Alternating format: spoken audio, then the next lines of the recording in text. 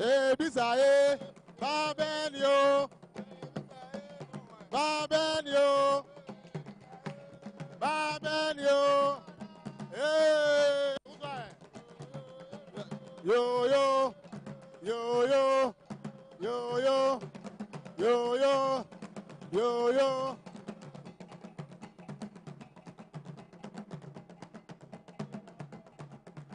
Akwana akwano, ya yeah.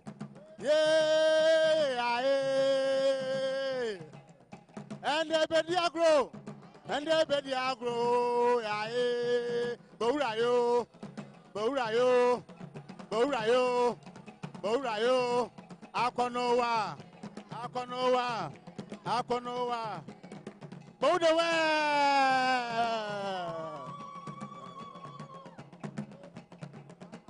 Bedi anta bedi fom fom.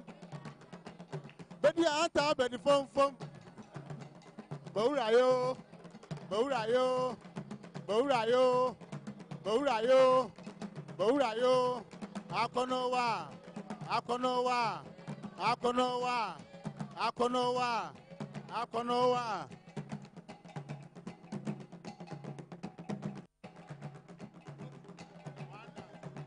Abenyo.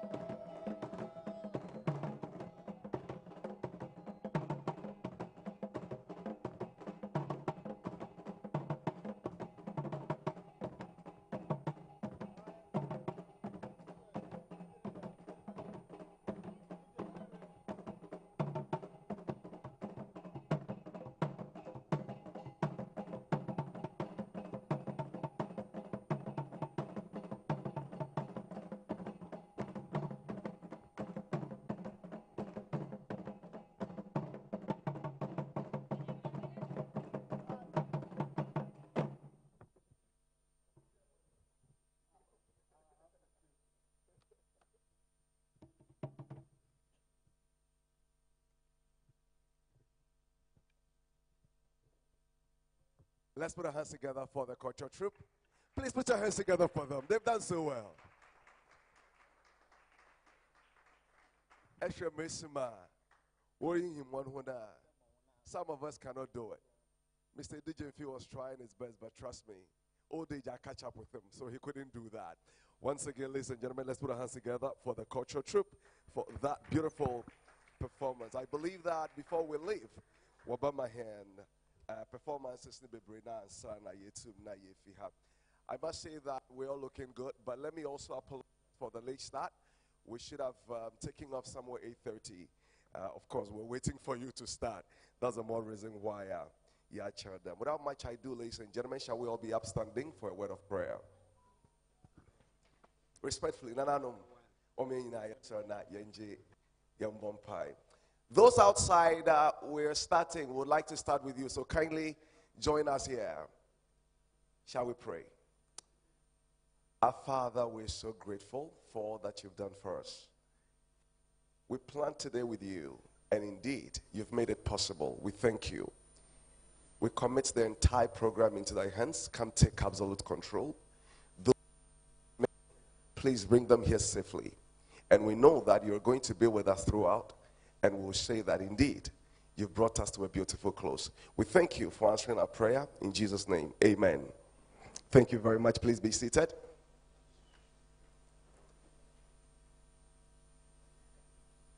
I must say that everybody is looking good. Please, shake the person sitting next to you and say something nice to him or her.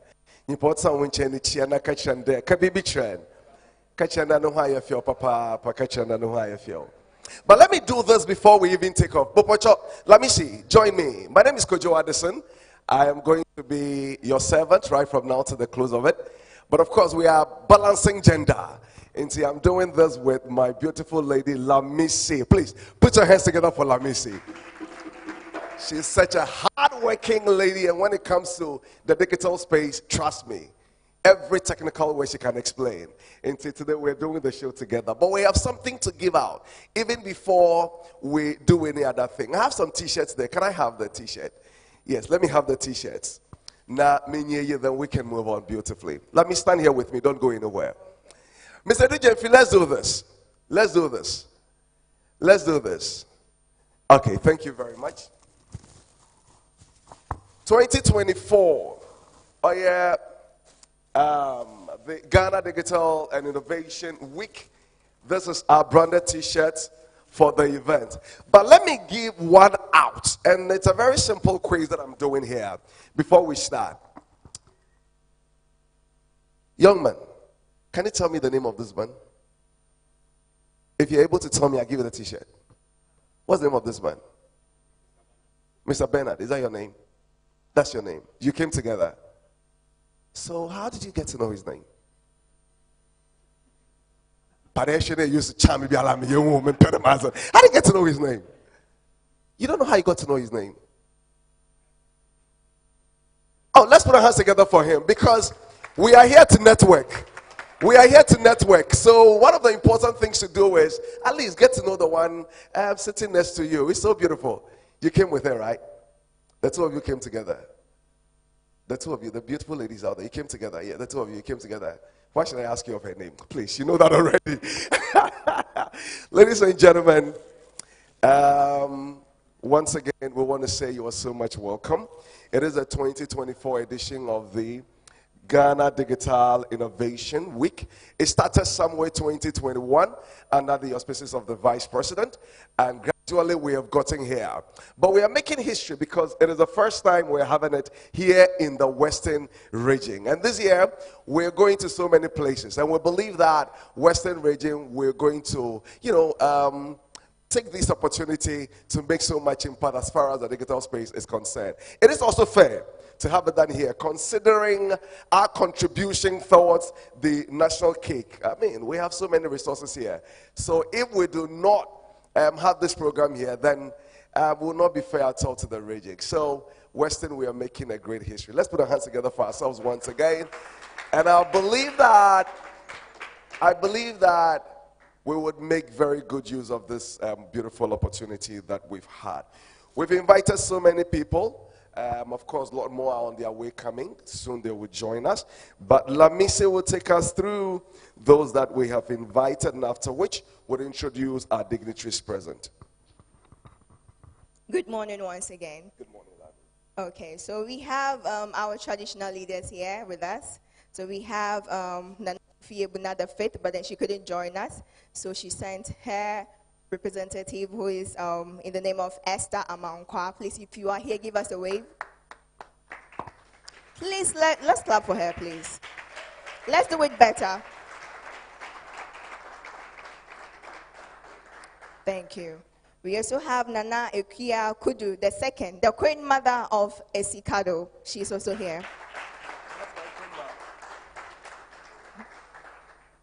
Okay, and then we have Nana Awatri, the third, Krobo Bosumo, the queen mother. She's also here with us today. And then we have Nana Akosia Jane Swaba, the queen mother of Nyani Chrome. She's also with us here. Jane Fuaba, sorry. Okay, so we have other invited guests as well. We have STCCI. Do we have a representative here? If you are here, please give us a wave if we have the rep here. All right, let's move on. Okay, we have Logig. Okay, I think they're not here. We have Ghana Telecom. Do we have Ghana Telecom here? They're on their way coming. They will join us. Yes, they're on their way. And then we have AGI. Okay. We have IPMC. IPMC, anybody from IPMC? Okay, I'm sure they're all on their way here. We have Amalitech. Do we have... Oh, okay, let's put our hands. You're so much welcome. You're welcome. We have Cowbank. Do we have a representative from Cowbank? Okay. We have Access Bank. Stanbic Bank. EcoBank. First Atlantic Bank. Do we have anybody? Okay. We have UNB. Do we have anybody from UNB here with us today? Okay. We have UBA. Not yet in. We have Ghana Commercial Bank. Any representative? Not yet. Okay. We have Fidelity Bank. Not yet. Okay. We have Lower Pra Rural Bank. Any representative from Lower Pra Rural Bank, please? Okay. I'm sure they are all on their way here. And then we have Zenith Bank. Okay. Now let's acknowledge our panelists. We'll be having a panel discussion. And so let's acknowledge them as well. We have Mr. Bernard Awache. He's from the Environmental Protection Agency. Okay, let's do it for him. And then we have Madam Macy Brown. Madam Macy Brown from Cord and Spine. Okay. We have Mr. Herbert Echampon. Is he here? Okay, he's not in yet. We have Professor Ramos Asafoje. He's also not in yet. Okay. And then we have Faiza Seidu Adam. Please, are you here with us? Faiza, she was around. I think she stepped out. Okay. We have Mr. Ralph Mans. Mr. Ralph Mans, if you are here. Okay, let's do it for him. Okay, we have Mr. Atose. Mr. Atose, he's also not in here. We have Madam Miss Deladem. If you are here, give us a wave. Okay, please, let's do it for her.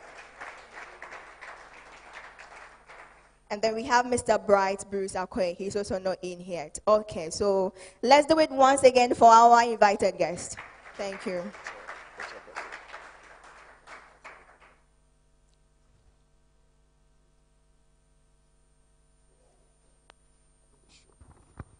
All right, so we have Lamisi also here. Put your hands together for Lamisi.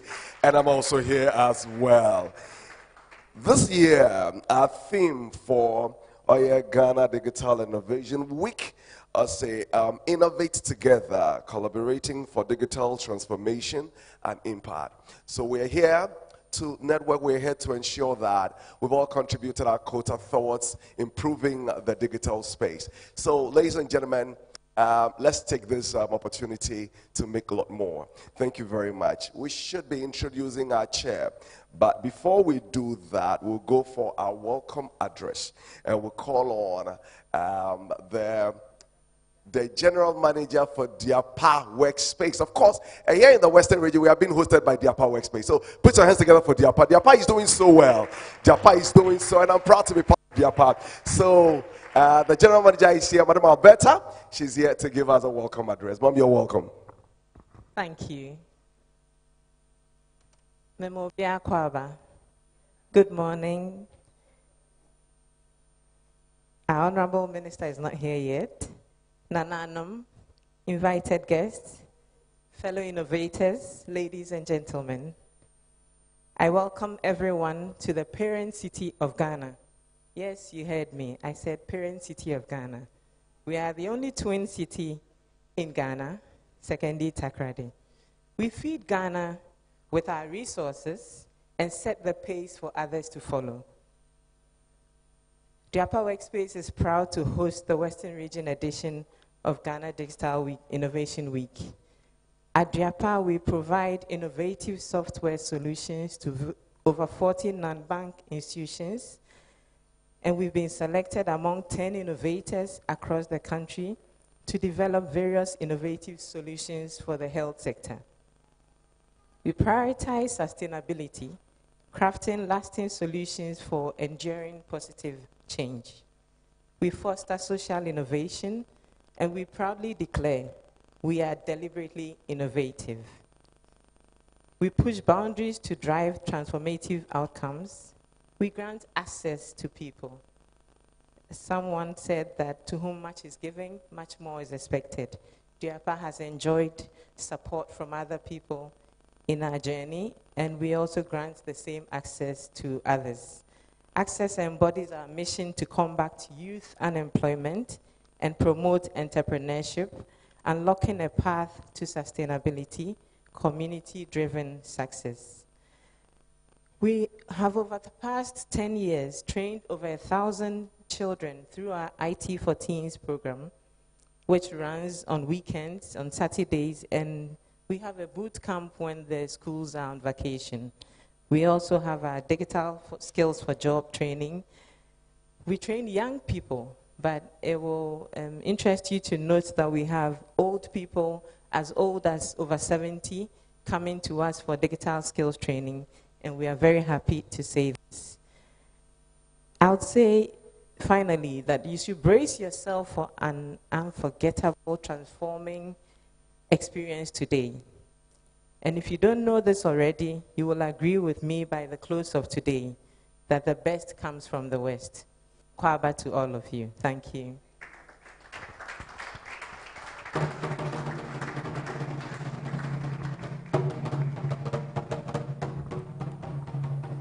Thank you very much, Madam Alberta. In fact, say Shara, what's the best is not coming from the West anymore, but the best is in the West. The best is in the West. So those of you, if today is your first time in the Western region, we just want to say welcome. I'm sure you've gone to see the sea already. Mr. Dujemfi, I'm sure you've gone to see the sea. I am for no how many Jews cancer will come through. Untimi fa na nkotiemsa na onko. Without much ado, I give the microphone to Lamisi. We have some wonderful personalities present, and she will be introducing them beautifully like that. Yes, so we have some important guests here. We have to acknowledge them. So we have Mr. Yahweh Dujemfi. He is the chairman for the Ghana Hubs Network. Let's do it better for him. And also we have Mr. David Entry Ofori. He is the Director of Innovation at the National Entrepreneurship and Innovation Program. Let's give it up for him. Let's do it better. Let's do it better. Yes. Please, you are welcome once again. That's right. So now we call on Mr. Edu Jemfi, who is the chairman for Ghana Hubs Network, for the purpose of our gathering. He's here to tell us the reason why we have gathered. We've said so much, but of course, all the technicalities, he's here to help us know. Please, you can do it better for him.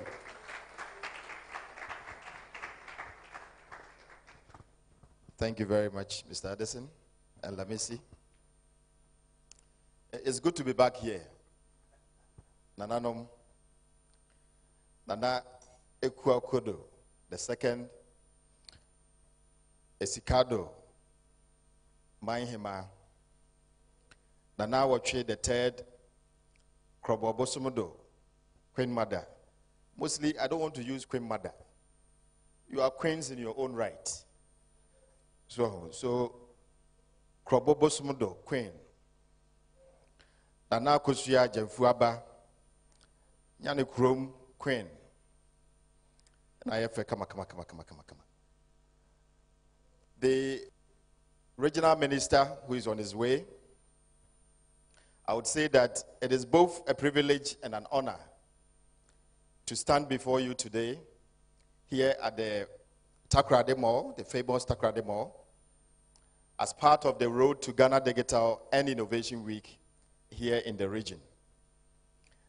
This event marks the last in the series of 6 regional events starting in Tamale. We went to Wa, came back, after going to the north, we descended and came to Kumasi. We went to Techiman in the Bono East. We went to Koforidua in the eastern region, and now we are here in the western region. What we are doing is an attempt to be able to decentralize the Ghana Digital and Innovation Week gathering that started in 2021. We are doing so that steadily we can advance the quest for digital transformation in the region. The power of innovation and collaboration. Innovation is the currency of development. And in the times that we live in, being inventive alone is not sufficient. If you want to invent something or you want to be innovative, we are saying that it's not sufficient. But what is sufficient? We want to be able to flourish, and so what we do is we combine our resources. As you have seen being demonstrated. Duapa Workspace, for instance, is hosting the event, but then they are combining resources with other ecosystem players, like our traditional rulers, our government agencies, and also the private sector. The power of collaboration is aptly demonstrated by the consortium of partners who this year are hosting the program generally. The partners include the Ghana Hubs Network, represented by my very self, the National Entrepreneurship and Innovation Program, represented here by Mr. David Ofori, who is the Director of Innovation, and then also Impact Investing Ghana, who together as hosts for this year's Ghana Digital and Innovation Week are collaborating and combining experiences in the area of digital and innovation ecosystem experience, government and stakeholder relations, fundraising and project management skills to deliver and expand the impact of this annual gathering, backed by a trilateral partnership of Ghana, Germany, and Israel. As innovation hubs, and as you've heard from Duapa Workspace, what we do is to provide the spaces for innovators, entrepreneurs, digital pioneers to realize their concepts. Let me say innovation hub any day. Say any high ACA, the award year, our way to our Takoradi Mall, Duapa Workspace. Intinadia ni edwuma ye die ne se obi wo ho na wo nimdie se obeye bibi ama wo ho wa bebie wadwuma afi nso de abefo nimdie beye adwuma innovation hub no eboa wo ofie be bia wo bekọ na mpanimfoɔ nso ɔmo wɔ hɔ a ɔmo nim de no ɔmo atumi aboa ɔmo a saa nimdeɛ no a wɔwɔ no wɔatumi de ayɛ biribi ama ho ama afoforɔ nso so nti wohwɛ obi te sɛ Duapa Workspace a wokɔ hɔ a wɔn a wɔyɛ tailor ne seamstress foɔ kura so adwuma kebɛka sɛ hɔ deɛ ka innovation deɛ ɛfa ho bɛyi ɛfa ho yie paa ɛfiri sɛ ɛnɛ yi nananom moayɛ fɛfɛɛfɛ mo dressing mo biribiara yɛ fɛfɛɛfɛ nanso so innovation yɛwɔ mo hɔ dada ne sɛ nimdeɛ a yɛde yɛ traditional nneɛma no ɛwɔ hɔ dada nti no deɛ wɔde tu kom deɛ wɔde abɔ wo nsa ntoma a wafira ne nyinaa ɛkasa biribi sɛ nipa no wɔnte aseɛ a no wɔnte aseɛ nanso so wɔnrɛse kwa nti yɛpɛ sɛ saa nimdeɛ no yɛde hwɛ na tailor ne ɔmo a wɔyɛ yɛn ntaadeɛ ne adade nyinaa no ɔmo tumi sua biribi firim sɛ ɔmo fa nananom nimdeɛ ne bi nka ɔmo deɛ ho na afei nso abɛɛfo nimdeɛ no a yɛde bɛyɛ na yɛsi batem a nyɛ sɛ yɛsi yɛ a na atu atɔ afei nso yɛyɛ ataade no a measurement ne biribiara no na ɛgyina so kama nti wokɔ Duapa Workspace a ɔbo wɔ buroni bɛseɛ cohort of innovative seamstresses and tailors a ɔmo sua adeɛ na ɔmo de abɔfo nimdeɛ no koraa ɛwura ɔmo adwuma mu na ɔmo wie koraa no so a ne tɔn ɛne ɛkwan a bɛfa so a ɛbɛhunu ɔmo adwuma no ɔmo de abɛɛfo nimdeɛ nso so ayɛ na aboa ɛwɔ ho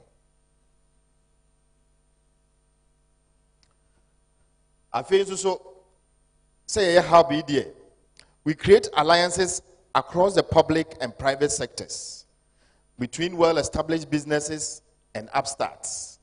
So be a any business sada ye partnership ni besiye. Afin so obi a fein wo dwene se obey any business ye no ye partnership. Then the regional minister we nyamai. The regional minister they we partner kesiye pa. If you say ye innovation hub ba kwa ye friend no iCode ay waha. Ono we mpanifo kesiye ba kwa oda ekyiri. Enti dwuma ye die nyina no wo bana ne kasa mu no behunu se wonim dwuma ye die na ode ne mo anso so eta ekyiri emaye afenso so ebeden na West Region ha we yetimi ama se kasa digital transformation e die na kyire se digital transformation Western Region ha Western Region as a hub for digital transformation. Takoradi and Western Region as a whole has always played a significant role in the economic growth of Ghana. Now today I've heard something different, that the best is in the West. It's not coming, but it's in the West, which is a very good phrase for the region because the region has contributed so much to Ghana. From the wealth of our resources to the industriousness of its people, this region has continuously pushed the country forward. Now, as we move into an era defined by digital transformation, the Western region stands at the crossroads of immense opportunity. The establishment of digital innovation and business technology hubs, such as Duapa Workspace, I've already spoken about it, iCode, SE Hub, TED Hub, UMAT Hub, and Whistler Hub, all of these hubs who are members of the Ghana Hubs Network within this region allows us to tap into the youthful energy and talent that abounds here. Digital skills training, access to technology, and investment in tech-driven industries continue to empower our youth to drive the now and the future.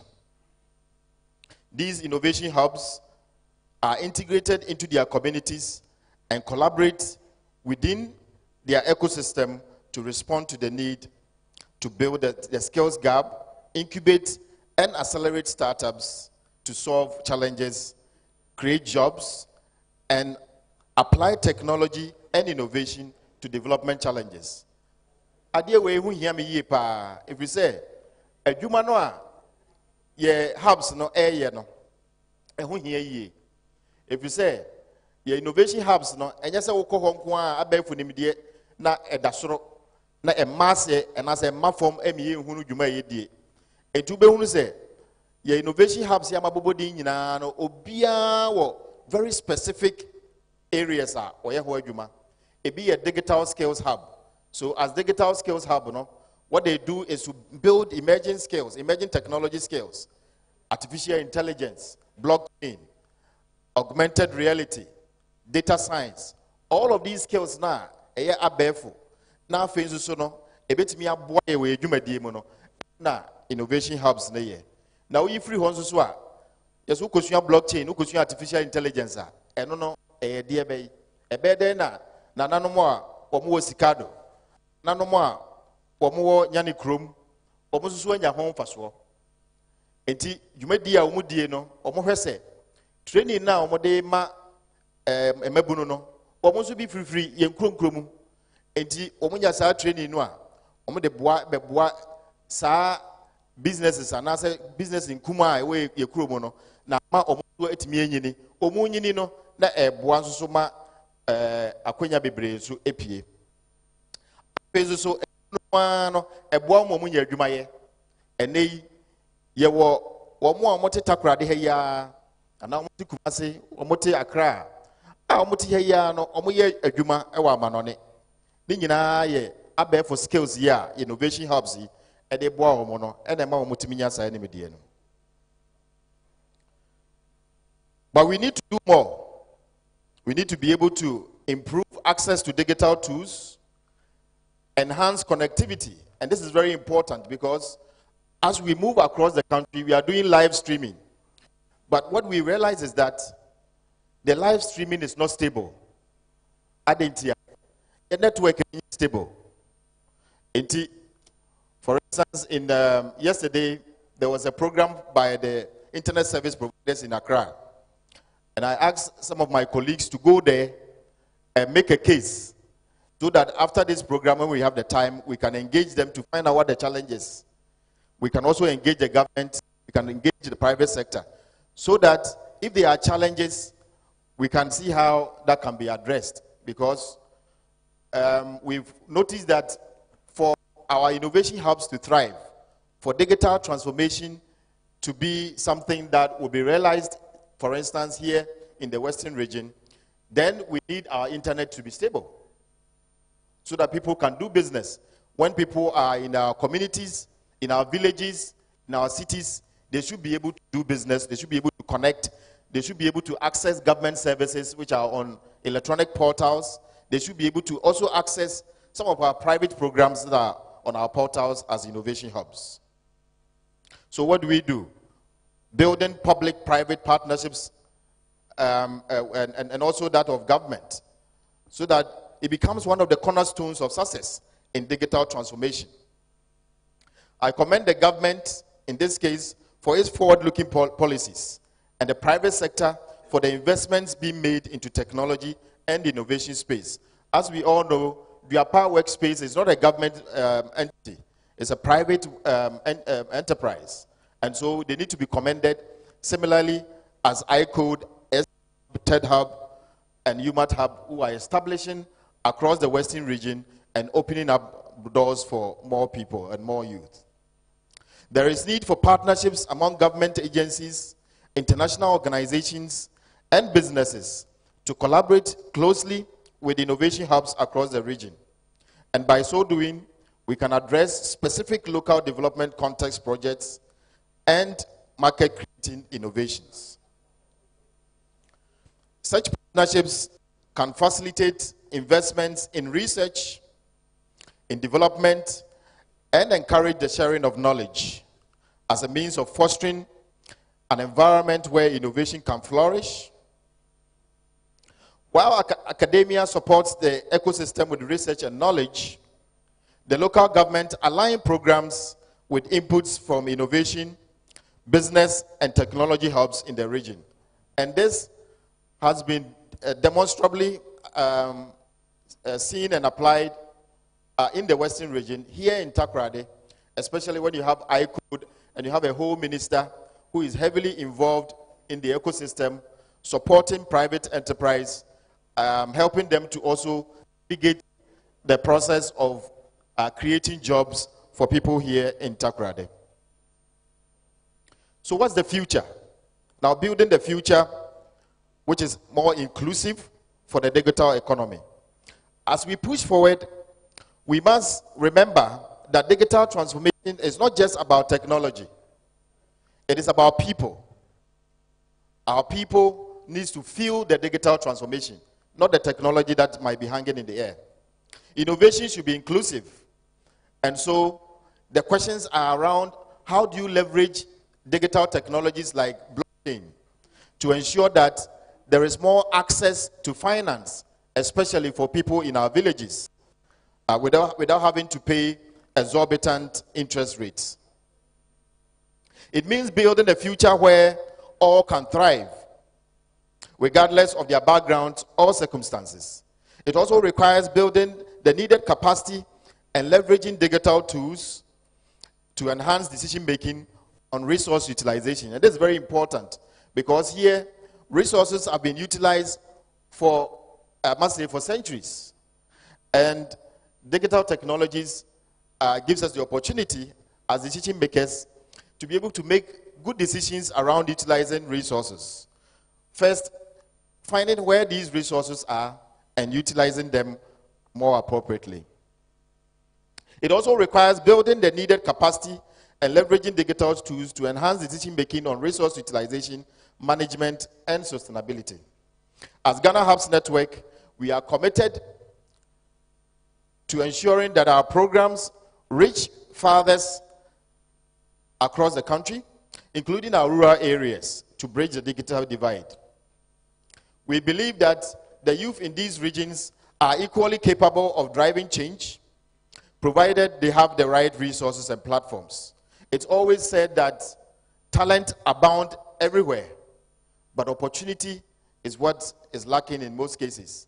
And the opportunity is occasioned in this case by access to digital tools, access to digital skills, and the knowledge and solutions with which to make change. Now, the role of Ghana Hubs Network in all of this is simple.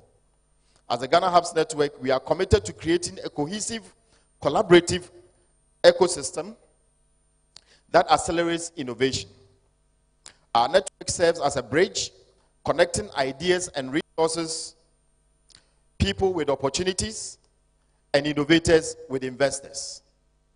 Through this, we hope to facilitate a thriving digital economy that empowers every region of Ghana. In the Western region, we will continue to work hand in hand with local governments, educational institutions, and businesses to create spaces where innovators can not only it's not just about surviving, but also thriving as innovators. Our goal is to ensure that the talent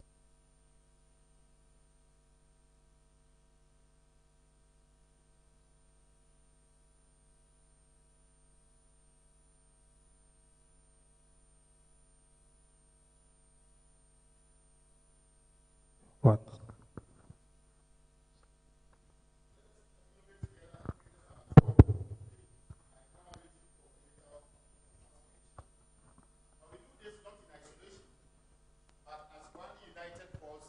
determined to lead Ghana into the digital age. Thank you. The challenges ahead are great, but our collective will and determination are greater. I urge you all, innovators, entrepreneurs, educators, policymakers, and business leaders, to seize this moment.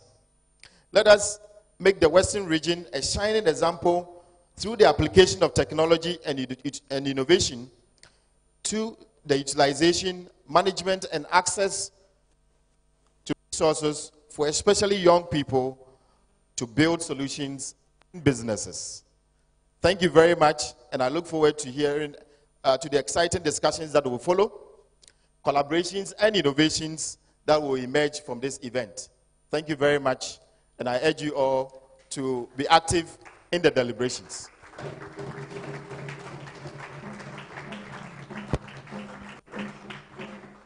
You can do better. Please put your hands together once more for Mr. Edu Gyamfi. Mr. Edu Gyamfi.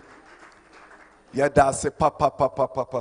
Now, Zama, can you dare? Whose speech, it's a whole book.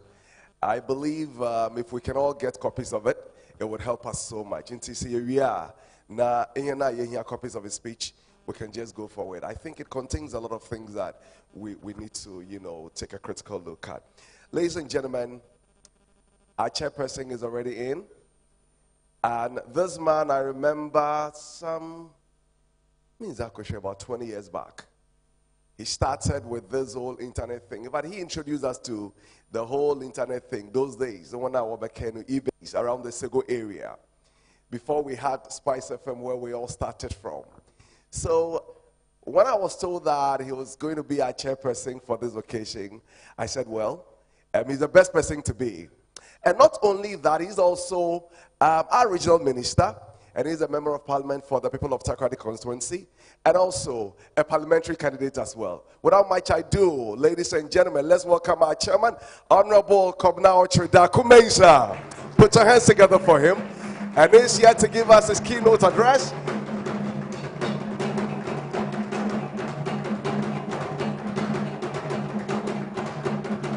Thank you.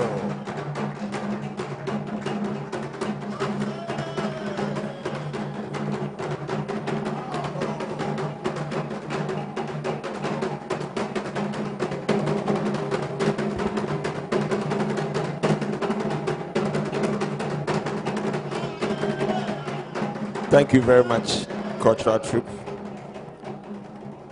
And thank you to Kojo.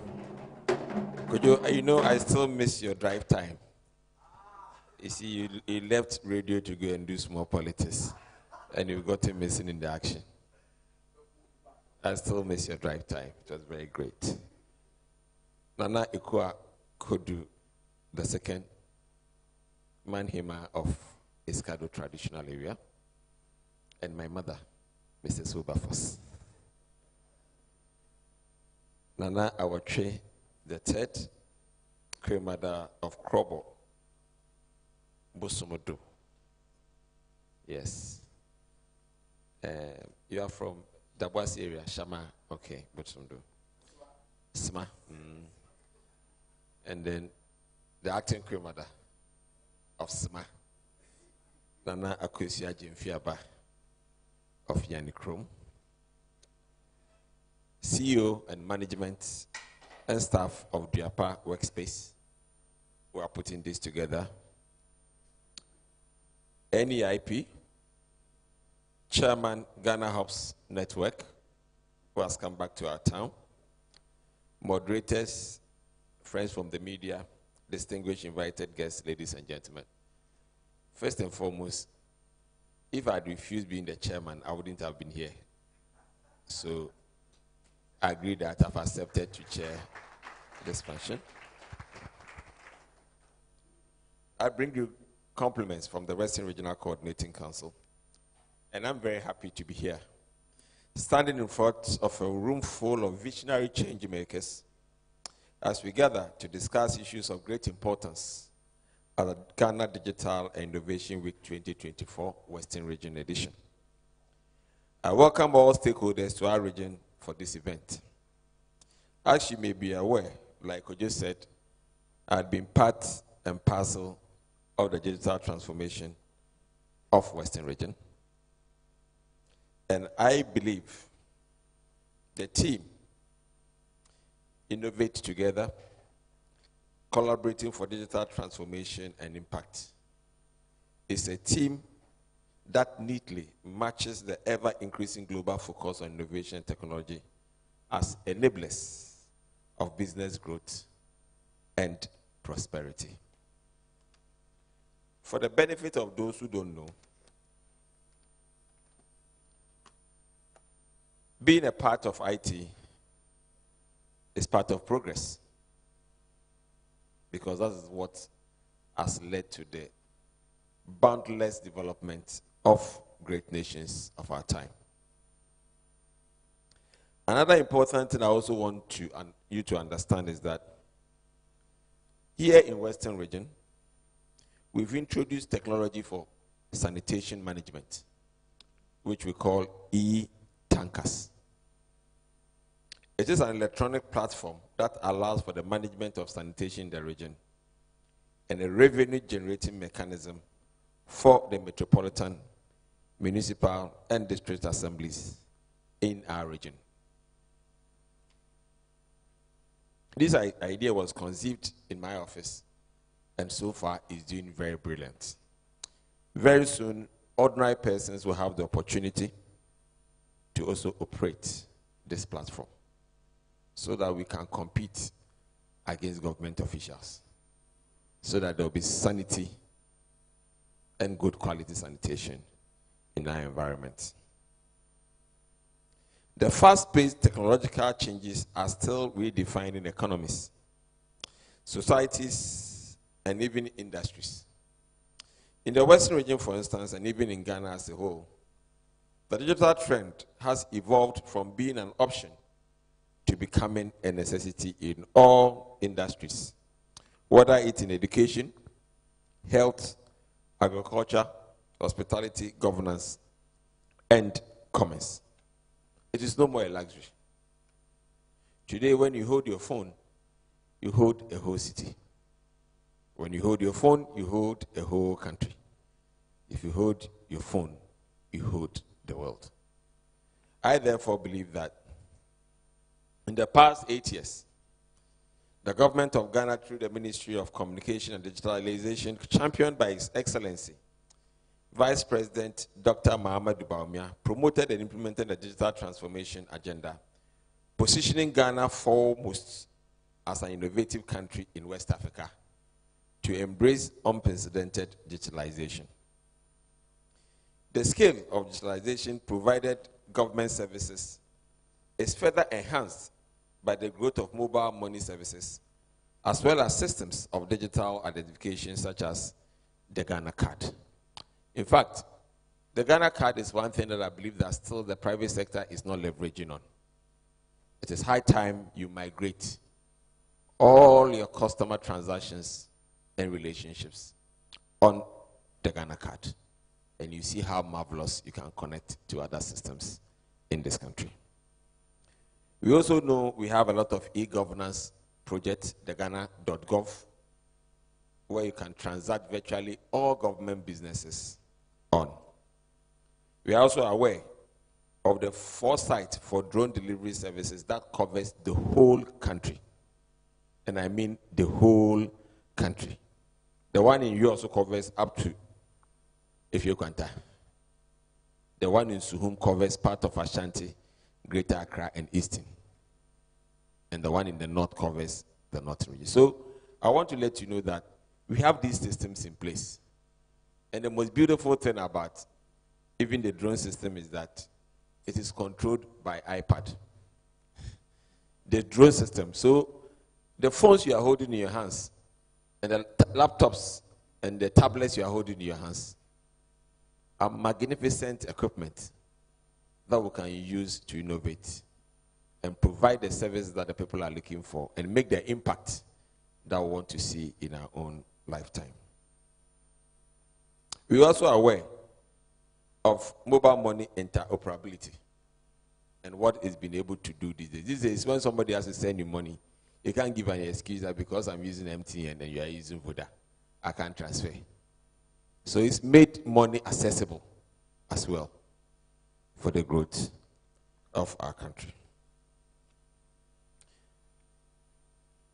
Nevertheless, despite the progress being made, there's still a gap that needs to be addressed.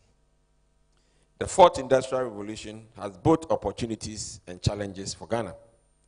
If we want to keep our competitive advantage, we have to keep building our digital infrastructure, developing skills, and creating opportunities to develop potential young people in the digital space through collaboration.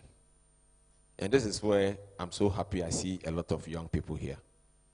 Digitalization is the present and the future.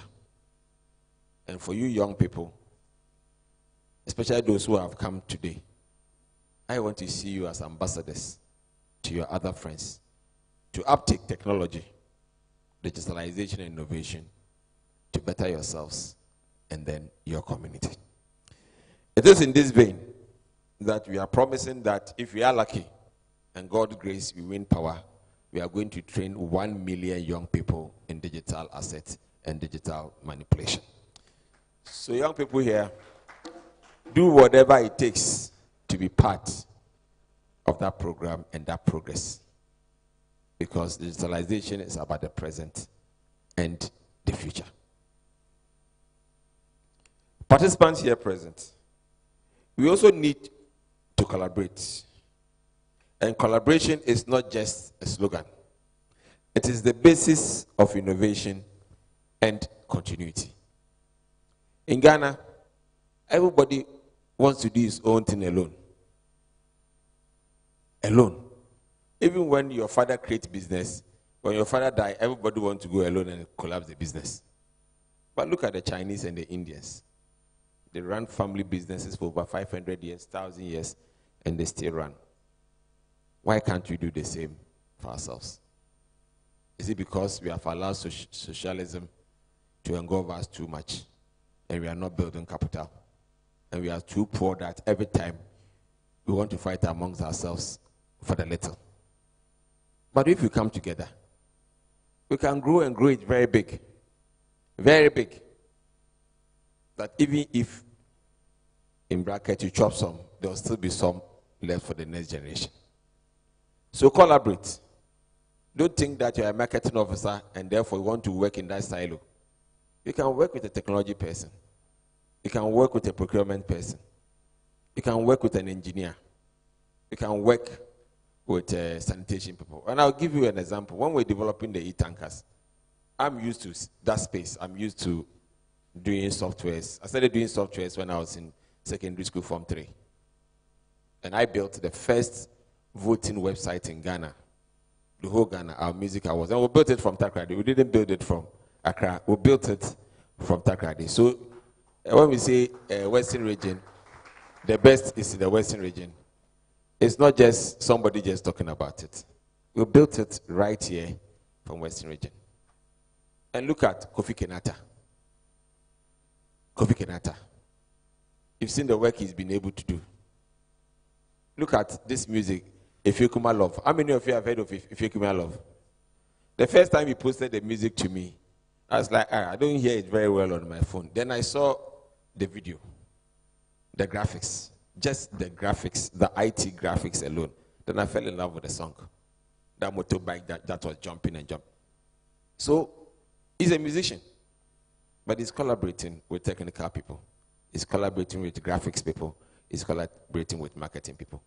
So collaboration will give us the best resource. It doesn't mean that if you are in Ifekuma, you cannot collaborate with somebody, say, in Apramodo or Takoradi. You should do it.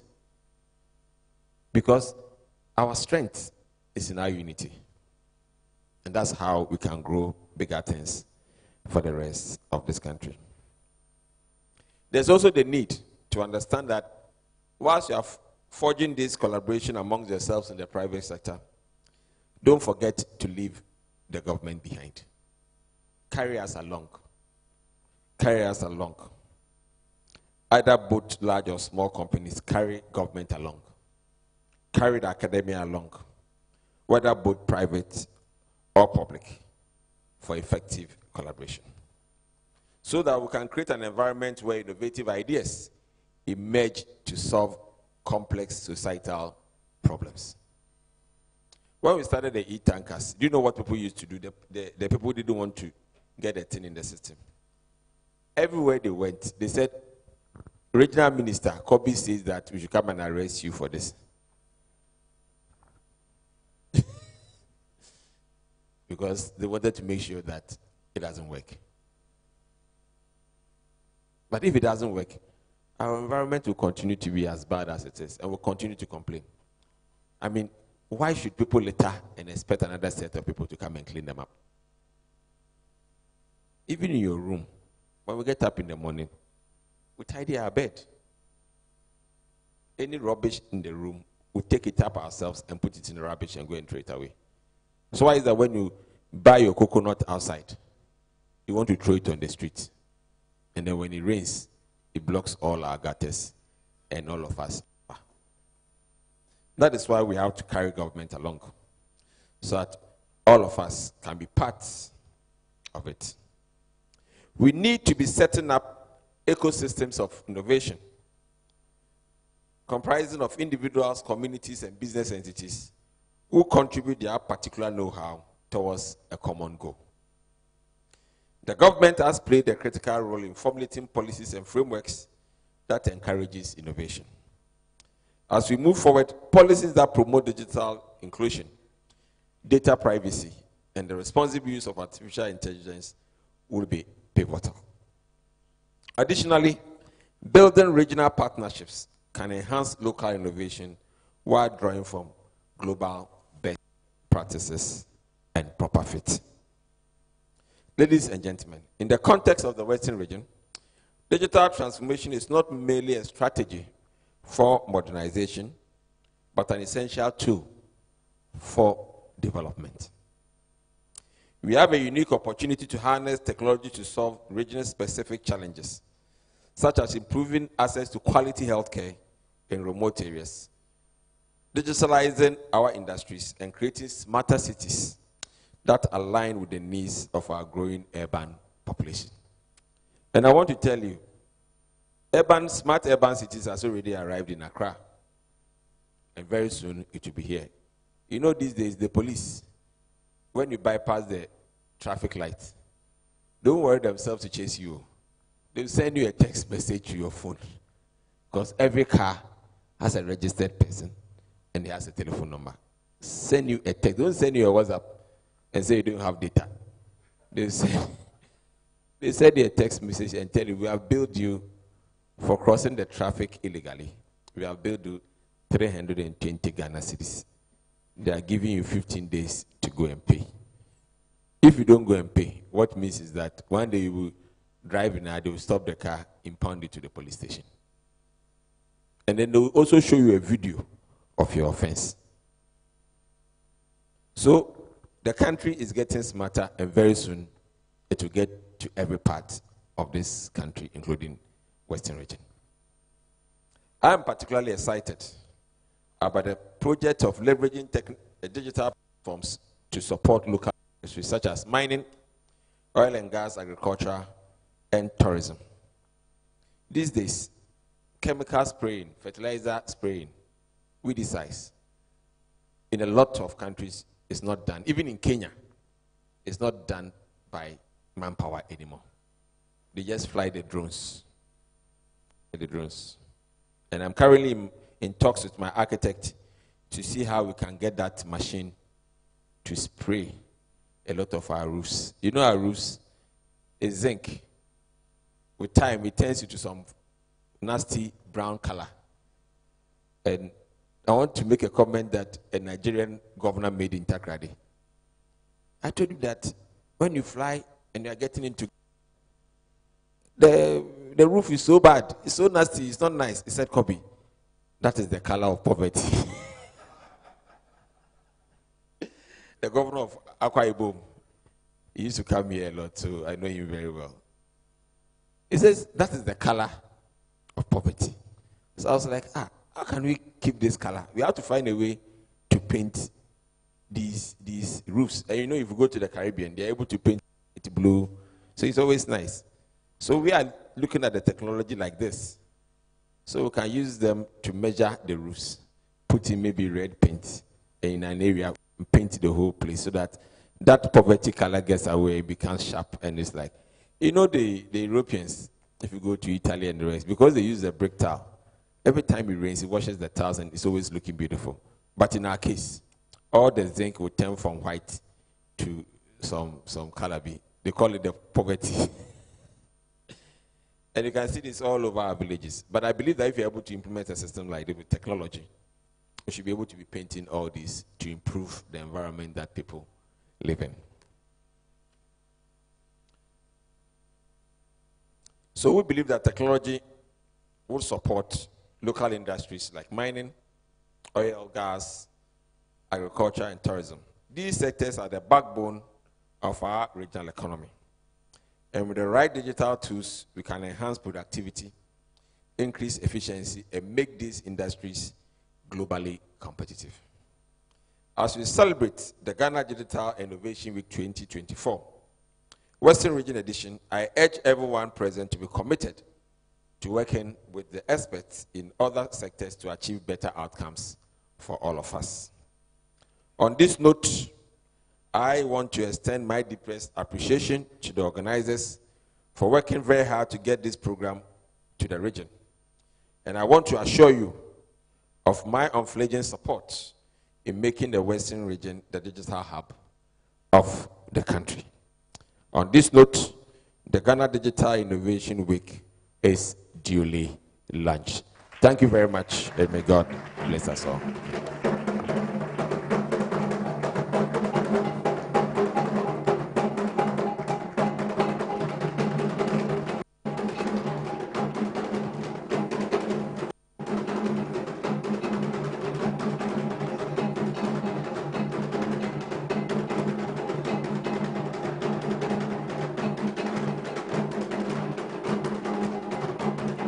Thank you very much.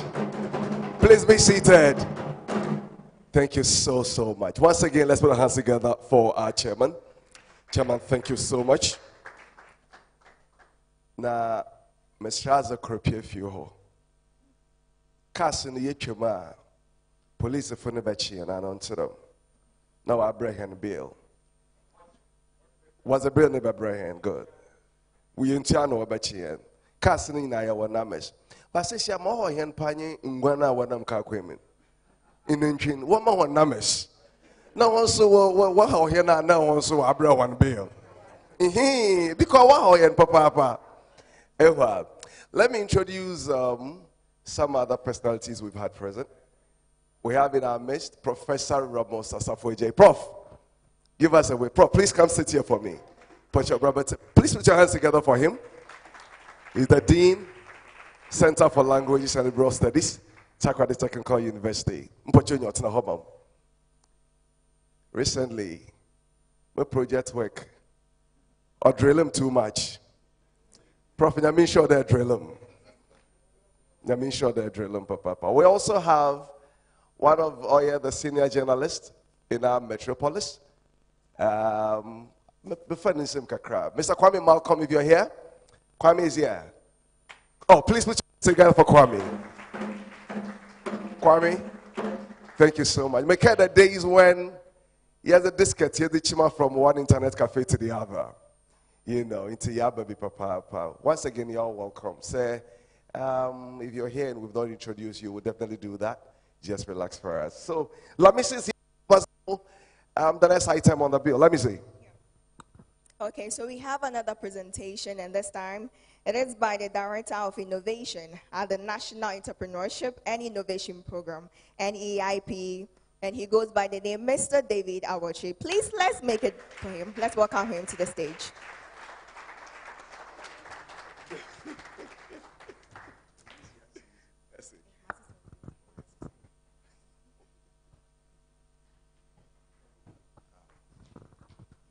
Me ponchon or David Ofori. Let me see. This is amazing. I try to be innovative with my name. Nananum, I want to ask the Chon. My senior brother, regional chairman. My friend Tadi Bill Gates, Honorable Regional Minister. Good morning. My brother from Hub Network, and my fellow ecosystem players. I bring you greetings from my CEO, Mr. Kofi Ofosu, from the NEIP. And Regional Minister has said it all. I won't bore you so much. I'll just give you a brief of what we do at NEIP and how all we're doing here translates and you can get support. I'm also very, very pleased to see young people in the room because like the Regional Minister said, it is for the now and the future.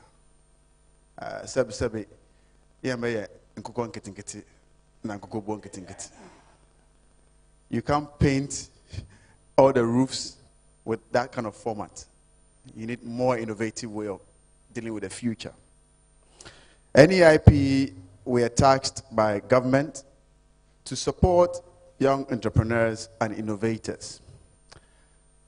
Yako school was suyaze miaonyo suyaze iwia kepe juma tibia bechima dema with CV door to door na knock no sisi ayesi ko school yero hune suyaze na iwia biewe juma Ibiyewe juma na afamanfo. Them. So we're now nurturing job creators and not job seekers. Public service na abandoned mafuna by 700,000. Since you end there will be a pension, no return pass. So we can't deal with the unemployment. It means that the days when government is the main employer is dead and gone. Even the private sector, and I'm glad our Honorable Regional Minister said that work with government, because government is the biggest spender.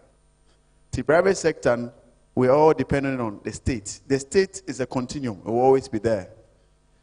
And the money there, you best support, and as we nurture young entrepreneurs and innovators, like the Regional Minister said, you are an innovator as Asifo Fraba. You know how you can paint the poverty rooftops with a drone, but you need a good marketer. Being an innovator does not make you an entrepreneur. Entrepreneurship was a one. And we have to collaborate more. So partnerships is very important. The days of it is mine. Small tabletop. Come together, and then when you are accessing support from government, you're able to get the best from government. When we are giving support to young entrepreneurs and innovators, you inform individuals, yes, my company, and by your company law, you can't have a company when you're just one person. Even the law says you have to a minimum of 2. So the law is even pushing you that you have to collaborate. And I'll urge every young person with this program, if you don't even take anything out of here, register a business. Every young person should register a business. Register a company. Even if you don't know what you do with it, register a company. Because you now need to do something and you don't have a company. Oh, sorry. This year, mall had even if you want to be the cleaning person, company certificate when they won't just call an individual to come and clean, because there's a reason why we do that. The reason is that a company it grow individual or child maybe in visa lottery, but if it's a company, the company is there. So NEIP, we provide support. A company, but you don't know how to go about it. You better support, you better more ideas. You better ideas nearby, you better access. Oh, I have fruit juice. You need support from FDA. And you FDA for based in Kitahon. They are support to how to get certification. A young innovator. Oh, it's my Bibia, Sisia, young Kwefumbium, yet ye you come, we'll have discussions with you and support you on the way forward. We have programs now that Sisia ban wide parcels of land, thousands of acres. Because of our farming, yes, say, Aban say, okay, Mafakan, I'll provide land. The OBBF an economic enclave. Biwo Western North, Biwo Volta region, OT region, are large parcels of land to support young people wanting to go into agribusiness. Mankada agriculture, I say agribusiness. Because agriculture, no, you on fiscal, but agribusiness is a value addition. On your day, banchin cutting, banchin is be a chips, let's be a cake, let's be a bunch of bread, let's be a bunch of juice. That is the way forward. On your way to bunch cake, so you are innovating even in cassava. And your garin cutting is a gobe. No. So this is where NEIP comes in, because staging you are high risk. Bank be ampede ordinary back because on who there it will customer and our support. Nti eba abanisi mama grant on your loan. Mama grant kakraba neza ye nezu pebia oh is your more customer basa more customer nan eco banker bank manager say okay mama share portfolio because you can demonstrate that you have customers, the bank will say, okay, we're happy to give you a bit of loan. You have a track record. Honorable Minister, can we be interoperability? The margin, oh, here pa. Onye ina no de bank, it could be a bank account. Sisi a mobile money no a bank account. Sisi a keep visa what's if a statement, bra? And your Momo statement is enough to guarantee the bit my coverage.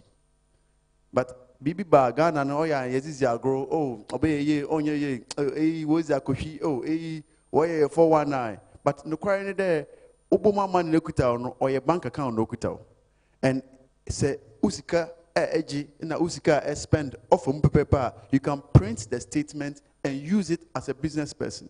This your digital address inti anya there obia no betu aba mall hade obuwa ufie address na digital address na or your company address.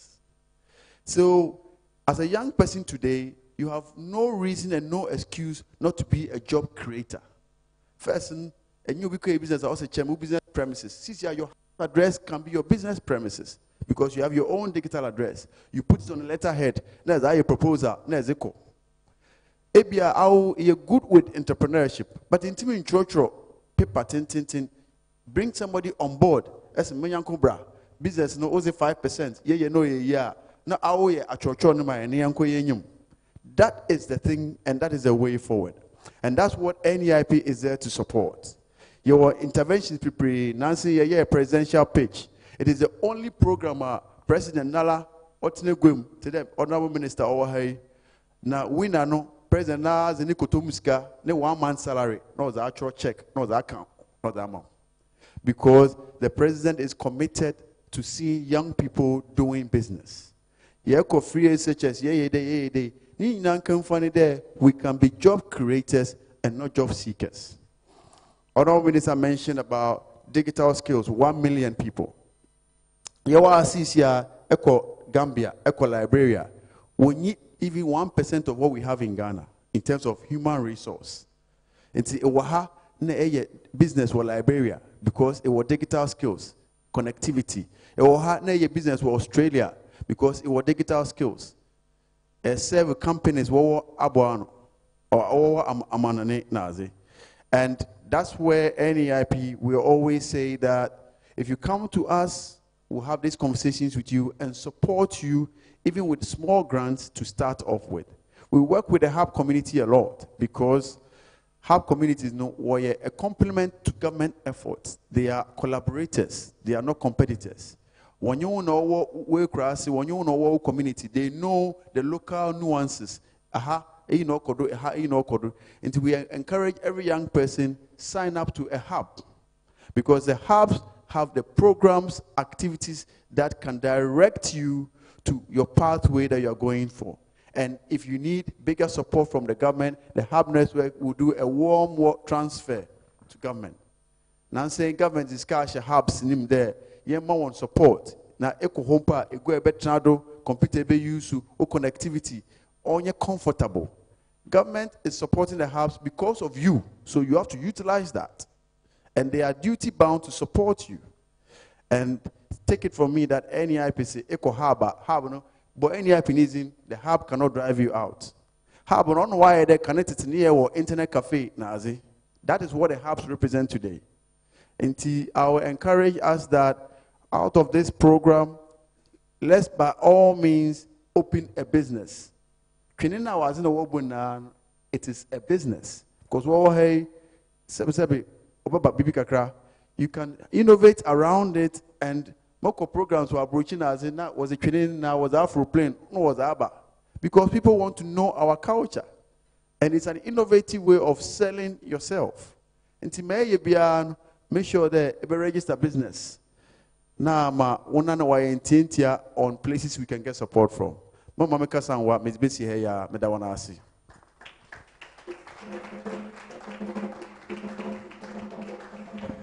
Mr. Fourier, that's a papa. Let's put our hands together once more for him. Thank you very much. Abrentiano, what kada shows the nature about Quabrichin into we are not Tobara. But you guys are doing so well. Permit me to introduce one other personality Wabaka Sawaha. We have Mr. George Enchi, a CEO of Agrico Hub, Techiman, and also a board member of Ghana Hubs Network in charge of finance. Mr. George Enchi, please, if you're here. Oh, you're so much welcome. Nyamisha Papa for joining us. Maybe I hear, we're going to have a panel discussion. Very much important. We have so many questions for them to answer. And see, we're setting the stage, and then I will introduce our two panel members to join me on stage. Now, the few questions we have for them were answering in our my hand. Ladies and gentlemen, let's welcome the first panelist, Madam Mercy Brown, from our branch supervisor, Spine and Nerve Center, Ghana. Let's put our hands together for Madam Mercy Brown. Please come take your seat beautifully like that. Let me help you a little. I'm being innovative this morning. Being extremely innovative this morning. You didn't put your hands together for me for being innovative. The next panel is here, Mr. Bernard York Enchi, from Environmental Protection Agency here in the Western region. Put your hands together for him.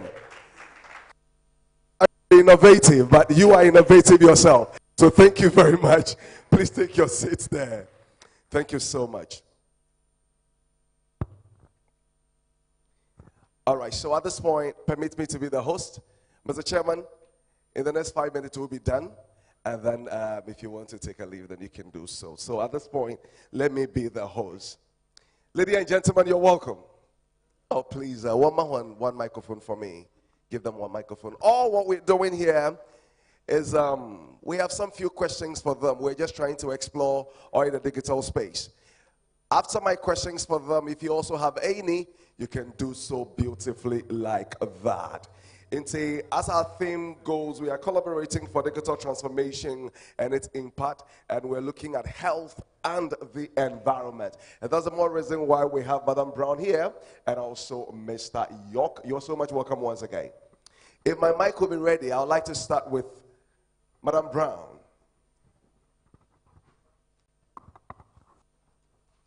So my question, to you this morning, if you can help us know what digital transformation mean in the context of health and possibly environment, if you can help us with that. Okay, so since I'm on health, you would like to touch on health so that Mr. York can do that of environment for us. When we talk of digital transformation, it's about how we are using digitalization to aid in health. So I'll give example, like now we have BP monitors, the ones that are like wristwatch that we wear. I think now it's even on phones and other stuff. So we have that as well. We have what we call telehealth that is helping us to get doctors wherever they are. Okay. So now if you are sick, you don't need to walk to the hospital. Even you have some hospitals that you would need specialists. If you go there and they are not available, you can call them using the telehealth service. We call it Teams. The organizations call it Teams. Okay. But then we call it the telehealth. So like you're seeing me on TV, you see the doctors on TV, and then they tell you what they have for you. So in the health sector, that is what is really helping. It's even with medicines as well. Okay. Now if you want to get drugs, you don't need to walk to the pharmacy.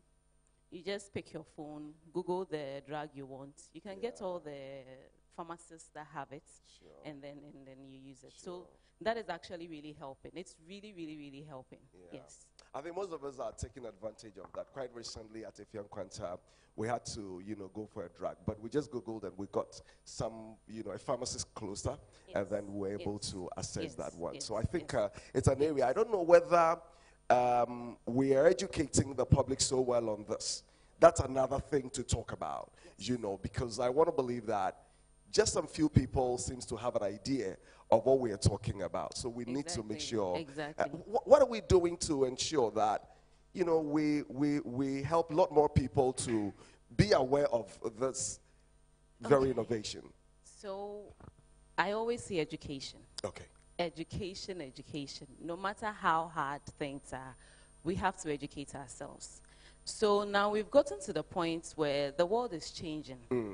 The world is no longer like it used to be. Okay. The world is changing. So when you come to, let's say, majority of us our people now are learned. Okay.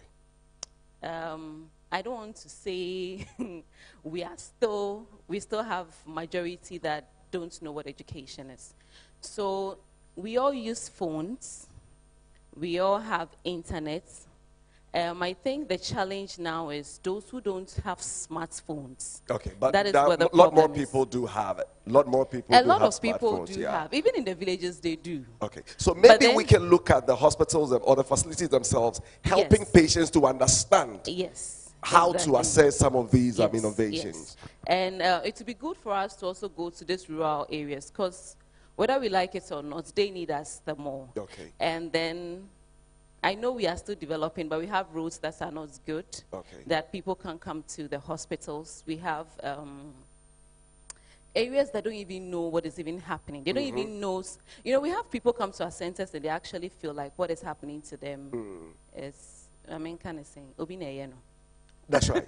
Being You know, superstitious. yes, they are very, very superstitious. But meanwhile, whatever you are going through, if you're going to the right centers, meeting the right people, you are going to find solutions to All right. it. So we have to educate ourselves. That's okay. At least we have to go to the villages. Even if we get one household, one person to educate. My home, for instance, my mom passed away with cancer some years ago. Okay. Whenever she finds something, she brings it, I read it and explain to her. Okay. So our mothers can also do that, help, allow their kids to go to school, understand these things. And then when So they they come can home, help them. They can help I think once we've met, we'll be looking at other innovative ways of Exactly. helping other people to know. Exactly. When the regional minister was talking in his speech, he made mention of the e-tankers. One of the innovative ways of dealing with this whole sanitation issue. But from the Environmental Protection Agency, if you can also touch on some few innovation you believe your entity is, ensuring or taking care of to make sure that sanitation-wise we're doing well. Thank you very much. And as the Environmental Protection Agency, Speak like a man. I'm sure they would want to hear you. so as the Environmental Protection Agency, we are the lead role. We are a government institution that plays the lead role in the protection of the environment. And as the environment, we define environment as the natural resources and also the socio-economic aspects and also the stakeholders in the space. Permit me to go for this small commercial break. So my commercial break is those are the front row. You are innovating some technicalities here, so much hitches here, so be part of my conversation. We're back. Please continue. Okay, thank you. Yeah, so back to what I was saying. So some of the innovative things that the agency or Ghana or the government is putting in place. So as an agency, we have currently installed air quality monitoring stations, which is being piloted across the country. We have about 5 or 6 monitoring stations here in Tekenita Kradi. Yeah, so these stations are supposed to give us live information, live data on our air quality within the region. As with that one too, we also have the introduction of or the incorporation of GIS, that's Geographical Information Systems, in the environmental impact assessment. So what we do is we have drones that most of the time, especially for mining concessions, where there are several acres that officers can't really walk through the land or the concession just to inspect the land. So what we do is we fly drones over these spaces just to check or to see what these companies or the impact of their activities on the environment. Yes. So as what we require every mining company to do is that the main thing we look out for is the company's reclamation or abandonment plan. Okay. In that, as they are doing the mining, they will be able to reclaim the land as they continue to mine. Wow. So with what we have, most of what we have as in the office, most of our mines, they are sound winning and some with the quarries. Most of the quarries are still operational. Okay. So as in when they are working, they are reclaiming as in when they are operating. For the sound winning, as for them, because they don't go deep, they keep on leveling the land as they mine. Okay. So what we do is, using the GIS, we are able to assess these operations with remote sensing and also GIS, just to get environmental sustainability. Wow. But let's look at partnership between your sector and that of the health sector. I mean, how is it going? Are you working hand in hand to ensure that things are being done right? Or you are on your own, they're on their own, fighting for themselves, and you're also fighting for yourselves? Oh, no. The agency as part of our rules, we issue what we call environmental permit. Okay. So these environmental permits are supposed to be issued to all sectors listed under Schedule 1 of the Environmental Assessment Regulation, okay, LIS 1652. So we give, so all of these ones include health facilities. So we, as a regulator, we also regulate health facilities. Okay. So the most important part of our regulation with the health facility is how they get to manage their biomedical waste. Okay. Yeah, so with the biomedical waste, we have laws that have been passed. We have the hazardous electronic and other waste classification, control and management regulations that's supposed to help regulate healthcare waste. So that was passed in 2016, which is now we are advocating, because most people are not privy to this. So what we do is we always do what we call awareness creation. Okay. To create awareness on the fact that there are certain procedures or ways that they are supposed to go through to manage their biomedical waste. Yes. So for collaboration, and as I sit here, I can say that we are on top notch when it comes to collaboration between the environmental sector and that of the health sector. Let me find out from Brown if she agrees with you, and then we look at the barriers so that we can also allow our audience to come in with their questions as well. Oh, I agree to what he's saying, because we've had them come to our office a couple of times to check on what we do and all that. So I agree with what he's saying. And you think that this partnership has really helped, drive the sector very well in terms of technology? Yes, it has. I think I like to use simple examples. Okay. So even when we talk of these drones that are in now, where it's a form of partnership. They can tell us what we have to do, and we would help out. So with all that he's saying is more technical, but then when you see the drone systems that we are using now, yes, it has also helped. Okay. If we're not getting feedbacks from them, we wouldn't be able to do or help health-wise in those. But let's look at the barriers. So in implementing this digital solution at the scale in the health and environmental management, what has been the major challenge? Let's look at health, and then he will touch on environment. Our time is really running, so let's do this one quickly. So the barrier, the biggest one is the illiteracy gap. Okay. We are still at a point where people don't understand. So let me use my office, for example. So we have a specialist who checks the spine, okay? And then he has a center in Accra, he has a center in Takoradi, and he has a center in Nigeria as well. Okay. So he's a white guy. And then he did his own research through the net, and then realized we didn't have what we have here. What he's doing in America, we don't have it here. That's the decompression machine. So when he comes in, to Takrady, you can see him face to face. He can review your images and all that and tell you what he thinks can be done.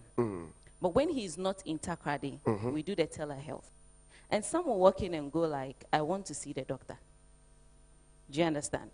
I want to see the doctor. He's on TV, but I want to see the doctor. And what the doctor will do is actually review your images. I see. So the images, when you bring them, we have the software. We scan everything to him wherever he is. Okay. He review it. We call him on Teams, and then he talks to you. I can be doing FaceTime with you. You understand everything I'm doing. But we still want to see. We still want to see the doctor. Yeah, we want to see the doctor. You understand? Seeing is believing. We still want to see the doctor. I see. And then, you know, we have Maybe because he's also a white man. So at least we want to see a white man. But you see him on TV. You see, some of the issues that you come with, Okay. health-wise, it's not everyone that has an idea about it. Okay. So if you have someone who is that good and the person can talk to you about what they think, you don't say you need to see him. What if he's not there? Would you still be in pain till he comes? I don't know if you understand me. We've had people who want to take their pain back home. Simply because they did not see the want doctor. to see the doctor.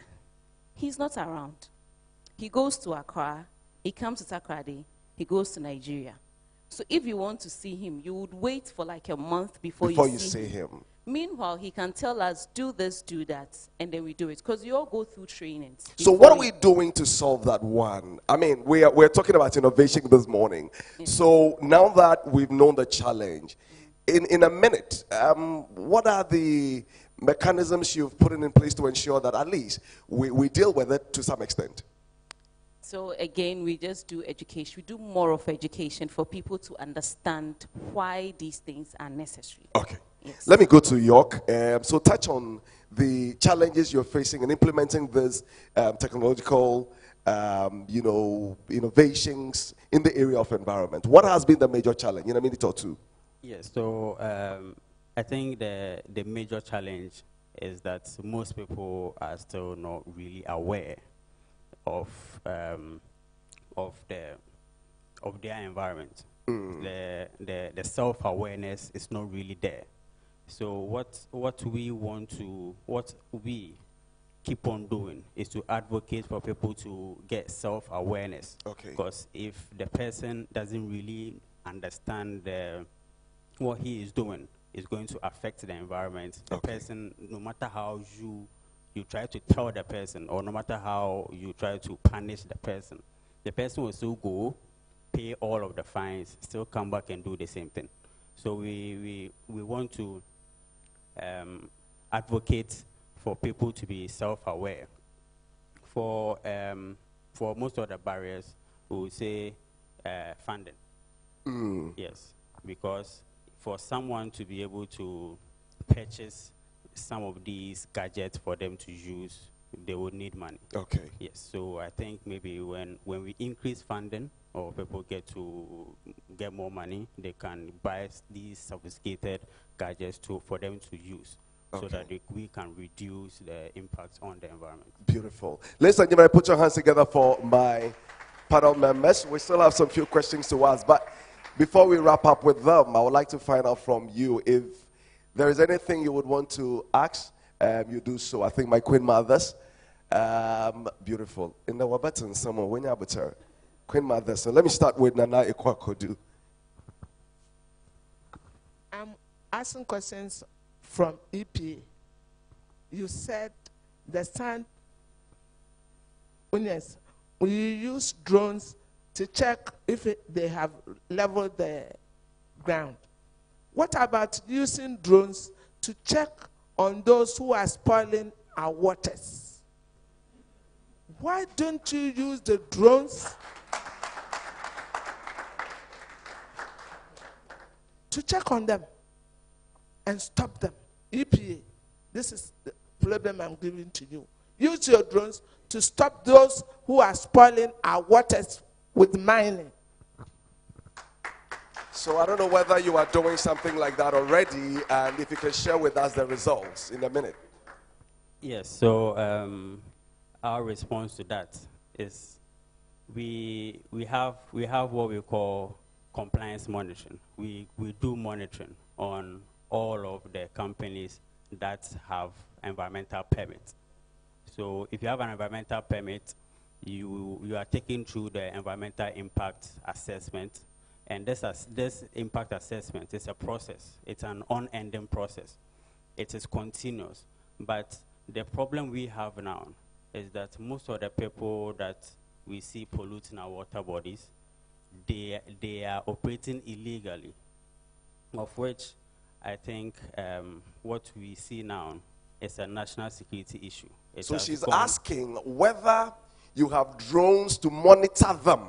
Yes. As an agency, do you have drones flying over to monitor these people? Are you doing that? Yes, we have as part of our monitoring systems using the drones to do that. Okay. Yes, that is what I'm trying to say. Okay. So in doing all of that, that is what we are doing. And she's asking what has been the results, because you're flying them, but they are still there. So anyway, so you just hold on there, and then let's find out from others. Thank you. EPA again.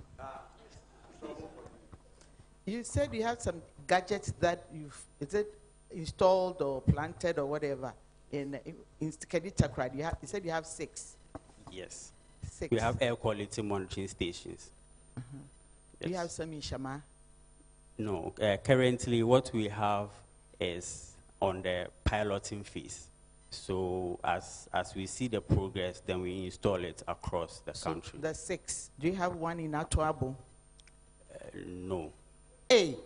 We have all of them within Kedi-Takoradi for now. That's okay. They are in the cities for now. Oh, but the air around Shama is okay. Ask regional minister. That's okay. So I'm sure as we progress, we'll get there. Yes, yes, of we'll course. get there. It's on the pilot stage, so all right. Thank you for the opportunity. My name is Kofi Annan. So I want to ask a question based on what the regional minister said concerning the pollution with the coconut hacks. So it's something I actually have experienced. It's when I work in town, I realize that people love drinking their coconuts, but they pollute concerning the flood. Because you see most gutters and they are blocked with the hacks. And I actually did a little research on it, and I realized that we can use the hacks to make like charcoal and all, but it also boils down to funding. So I want to know what the agency is doing about that, because even though like those issues are going on, I think maybe now the rains are down, but these things lead to a lot of issues in town. When it rains, most of us can't even walk in town, as we can do now. So I want to ask what the agency is doing about that. Thank you very much. Thank you. Yes, so about that. So in Ghana, the laws are explicit. They've been allocated, and we have institutions that are responsible for some of these things. We understand that EPA is there to protect the environment. We also have limitations to how far our regulations are. What you are saying now is within the jurisdiction of the district assemblies for them to do what we call the management of general waste. The HASC is part of general waste. So what we do as an agency, we collaborate with them, and also in collaborating with them, we have coordinations that we do with them to enable us, or to enable both agencies achieve the common goal. Like the regional minister said, the e-tankers, when it comes into full force, will be able to address most of these issues. Thank you. All right then. Okay, thank you. My name is Do Bonamensa. I'm a communications officer with Yampuano. Yampuano is a local organization that works with fisher folk along the fishing communities along the coast in Ghana. I actually want to talk to the regional minister first. I think he missed the opportunity to talk about the fisher folk, which I, on his dear heart, Yampuano for no. So we are also open to a lot of tech and innovations. Surely a lot of tech hubs here, and we are open to collaborating, especially with the tech startups, regards to improving the products of fisherfolk. So moving on to my question, just like Nana Nomaf already asked, the most trending topic currently is on the Galamsey issue. And also we have fisherfolk using chemicals like DDT, dynamite, to catch fish. And they also waste products at our landing beaches. I want to know, are there any innovative ways, or are there any ways that you can share for us to tackle these issues with regards to the fishing industry? Thank you. And I know it also boils down, not just EPA, but also boils down to our health factor, because most of Ghanaians, our protein food, we normally have fish involved in there. So thank you very much.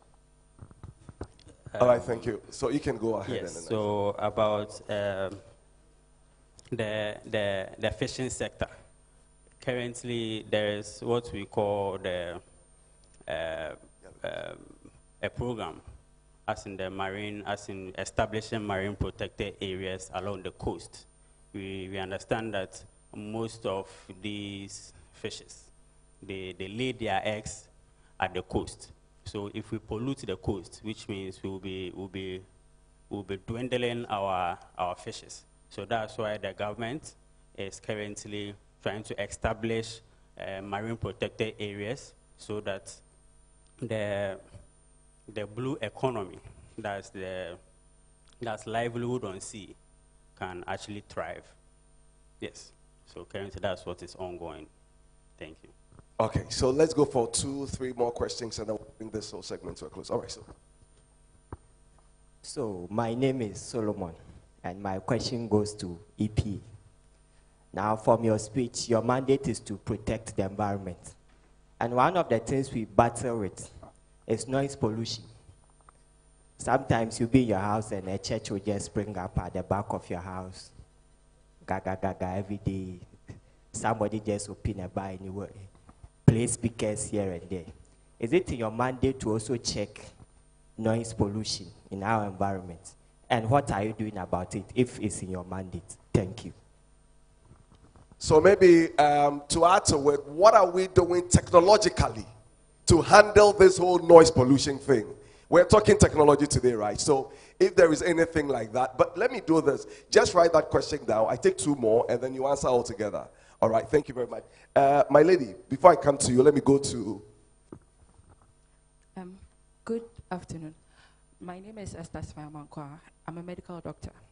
You said something that Nana also mentioned concerning the air monitoring. I think you said it's in the testing phase, so it's situated in Sekeni Takrady. What is the end game of that? Because we have a lot of air pollution with the making of the roads, the mining, all of that. What is the end game? If you are just testing to see how bad the air pollution is, what will you do about it? I mean, the innovative ways, the technologies you are going to use to help that. Thank you. That's a good one. Let's take the last one and then you answer them.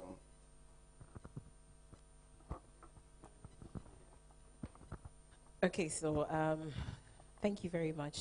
Good day, everybody. My name is Mame Esi Senyoa, and I'm here on behalf of Love Nest International Christian School.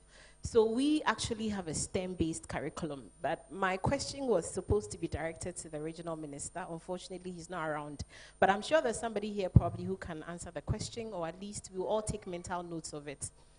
I realize that in some parts of the world, children are very instrumental in the tech industry.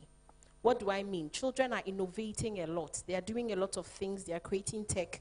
And if you come to Takrady, our school is one school that is doing a lot. I'm here together with 2 of my students. But I realize that there's no active program to help children come to the awareness of technology and how they can use it to impact the environment. Most importantly, children are not being empowered to know that they can actually do something. And I know our Honorable Regional Minister is very tech inclined. So my question was, if he's thinking of something to help the children, I know Driapa Workspace has a program to help children learn how to build stuff, code, do robotics and all of that. But generally, are we in any way trying to help the children come on board? Because trust me, these kids are born with technology in their blood. They can operate the phone more than we can. They have it. So what are we doing to help them to bring out the potential that they have? Thank you very much. Thank you. I am sure Madam Alberta can help us with this question because I know they are doing something. And if we have many other institutions doing that, she can help us with that. Okay, so do justice to the few questions that we've had. Okay, so I'll tackle the noise pollution first. Yes, so we are talking about technologies that we are doing to reduce noise. So the agency still has regulatory powers for the regulation of churches. But most of the churches that you hear or contributing to most of these noise pollutions do not have environmental permits. So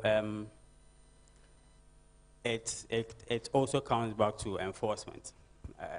People will be asking, are we enforcing that enough? But the issue with some of these things is most of the churches where they are either situated within a school. They've rented some small shop that they are worshiping in. If they are supposed to have the soundproof systems and all of that installed, that would be as in a different conversation to have. But what we do as an agency, all the churches that have permits, they actually go through the district assembly, so that as they are constructing the church, they put in place all of the noise or the soundproof systems, so that we wouldn't get so much of the noise coming out. I can give you one example. Okay. There's this church adjacent Connect FM. Okay. I've forgotten the church's name. Okay, I think I've seen the place. Okay, yes. That church, if you... No, not the latter rain. There is another one. I think it's Harvest something. Yeah. Yes. With that church in particular, if you are standing right behind the door, you wouldn't hear anything coming from the church. Okay. That is where we want all the churches to get to. So now most churches are installing the soundproof systems so that it would help reduce the... Are we not sleeping on this? Because most of these churches are registered. But the noise, I don't know whether the noise is also registered, but you hear the noise everywhere. So if you are telling me that once they are given permit, they are to ensure that this soundproof thing is installed. The question is EPA not sleeping on the job? Because we have them all over. Yeah, we are not sleeping on the job. You see, these churches are many. Okay. And with transformation, it's gradual. Okay. You can't just all of a sudden ask all of them to close down, get the things in place before they can continue. So do we have timelines? Ensuring that by the close of this year or this period, all churches should have this soundproof thing. Do we have timelines? Currently, we don't have anything like that. But I can assure you that the ones that are being constructed put in place all of the necessary measures. We do not have all the time. Our time is fast spent. So if you can do justice to the two we have, and then we can wrap it up. About the air quality monitoring stations. What that is supposed to do is for us to get data that will guide full policy formulation. So part of our mandate is to give advice to the minister. Okay. So when we get all of the data, then we can advise so that when the ministries are formulating the policies, they will know how to go about it, so that they will be dealing with data, policy backed with data. Thank you. Thank you very much. But before I wrap it up, I don't know, Mr. Wafantino Biarantasi, a very simple one. Now, you were talking about the air pollution. Mayor Fantini, with this air pollution thing that we're talking about, now, around the Efian Kwanta area, you realize that the whole place is bad. And we keep breathing that in. So I'm asking, technologically, what is EPA doing to ensure that in as much as the road construction is going on, we still have good air to breathe? Because it's terrible. Yeah, so what the agency is currently doing. So as I said, the EIA process is unending. So we do monitoring, and also the companies, the road construction companies, they are supposed to do what we call dust suppression. They are supposed to. Yes, so but they do. They do. Yeah, they do the suppression. But what we say is, when you have a bare land, no matter how much water you pour on it, you will still have it. Yes, it having dust coming. Okay. But if they were not doing any dust suppression at all, we would be seeing far worse than what we see now. Right. But what we are urging is that maybe they'll finish the route early so that we can. Let's go. All right, so my time is up. Let's do the last one from here, and then we'll bring it to a close quickly. Okay, so I want to add something. We are all responsible for ourselves, no matter how much we feel the government would help us. Ghana is how old now? 60-something years. I think we've gotten to the point where we have to help ourselves. And, you know, I always say we are at a position where we like blame games. Let me use this road construction, air pollution, for example. I live in Tema. I used to be in Tema. Now I work in Takoradi. They were having this government buildings, affordable housing thing, in our community. Okay. And the dust was serious. Okay. We didn't go and report it. We fought the people ourselves. Before they built that round thing they do with the roofing sheets. Mm-hmm. And then they start closing on time because it's for us. If we go and report to them, what time would they get there and do it for us? I don't know if you understand. And when you are sick, my center, for instance, we don't take national health insurance. Okay. Cash and carry. Okay. So if you feel like, oh, when I do it and I'm sick, so sometimes we need to fight for ourselves. So you force the people to do the right thing. We force them to do the right That's thing. okay. And they did. That's okay. So please, we should also, you see, monitoring has become too many. He said we are monitoring, we are monitoring, we are monitoring. We have to monitor ourselves as well. Okay. All right. So put your hands together for my panel members for this insightful conversations. We'll be having the second round of this panel discussions later. So please do not go. We'll be looking at other things. So thank you very much, Madam Brown, and also to you, Mr. York, for joining me here today. So grateful. All right. So once again, put your hands together for yourselves, and then we can move on. We'll be going for the exhibition and that of snack. That should take us like 10-15 minutes, and then I'll be back for the rest of the program here. All right, so culture troop, what my hand be now. We have a lot more things here for us to see.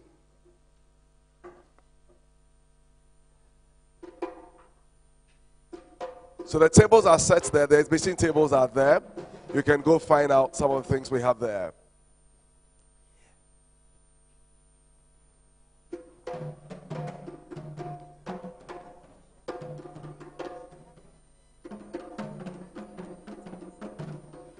So if the ushers are here, please come guide us beautifully. The ushers will be guiding us. We go find out what has been exhibited, and then we end beautifully at the snack table. Everyone here should go get something.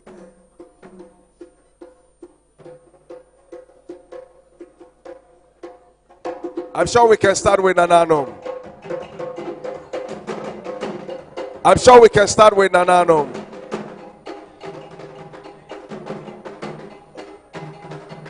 Nananum.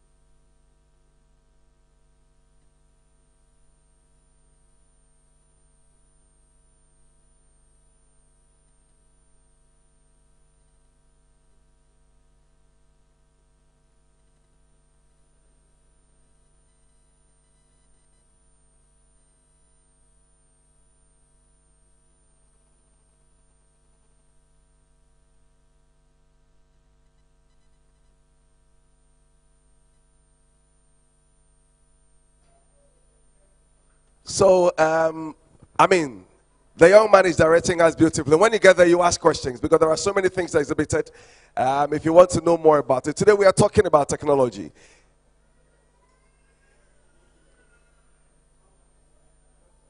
Charlie, anytime one call. Yeah, one call. They want to go like that. Hey, that's it.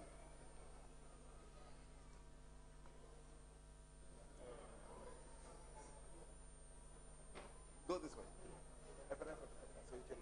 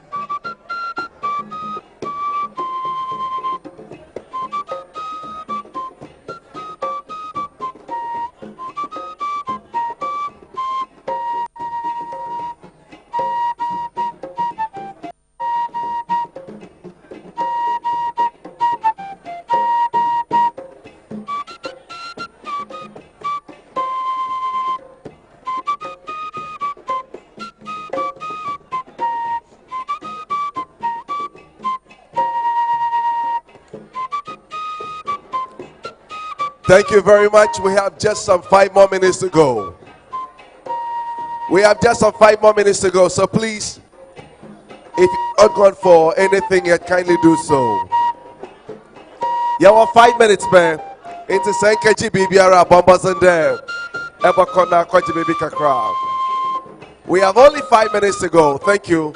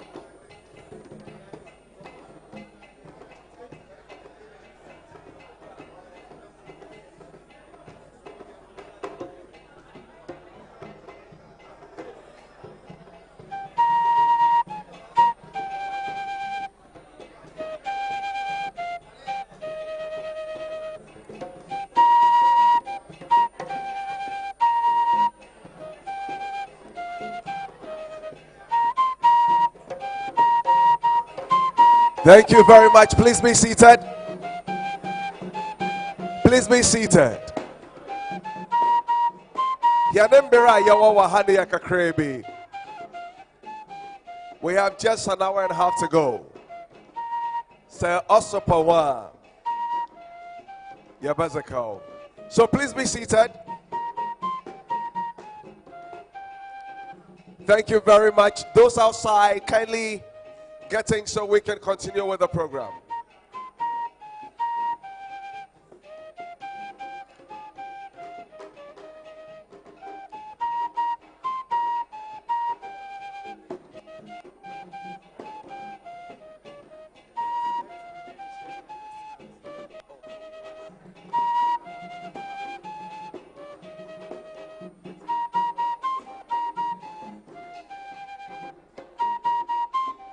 Mashawan,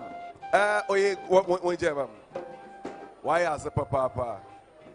You have been very, very innovative and very, very technological.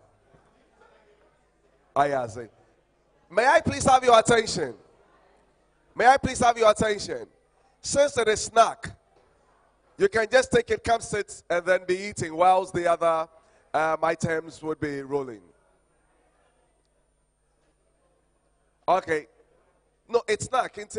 Yeah, you're about to say it's not from the you're recording a worthy. We don't have all day.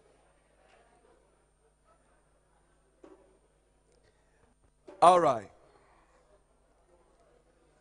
So there is going to be a presentation on the gig economy. After that, there will be another beautiful panel discussions.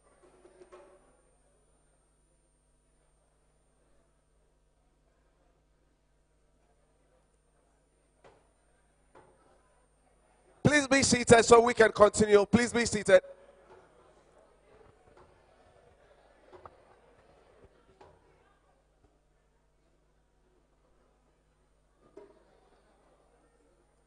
Mapacha wamat na fom na yentu ya doai.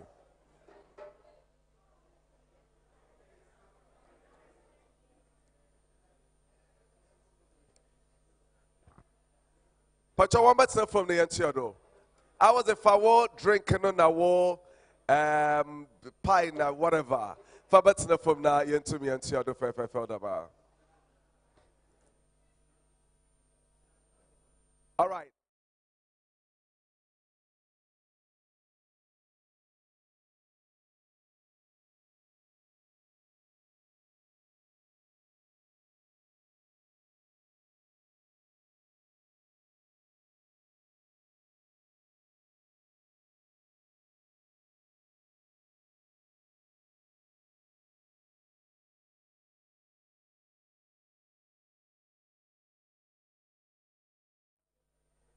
Let me see. Please, where is my t-shirt? I want to give them out. I have 3 of them left. Let me give them out. But of course, I'm also going to be biased, Kakra.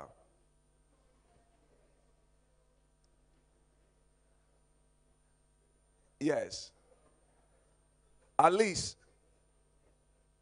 my dean has, made a lot of impact in my life. Once he's around, on the Merriman and question there. Please give one shirt to Prof for me. Prof. National my research work into Mizama no consider kakra. Prof, my research work now I consider kakrati. Consider kakri biwa.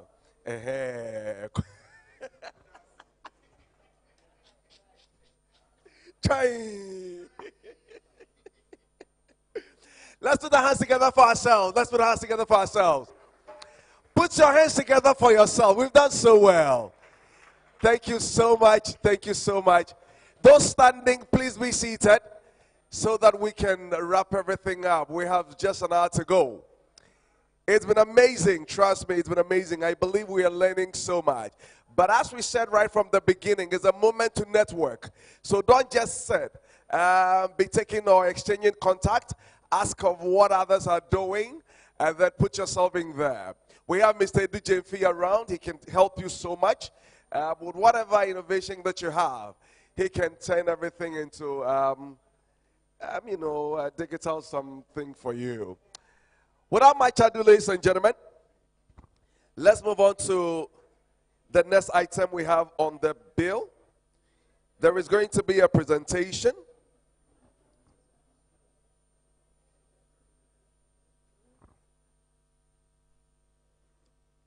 I want to I want to from in my hand. Auntie Alberta, do me a favor. I want to win your snack, let them sit.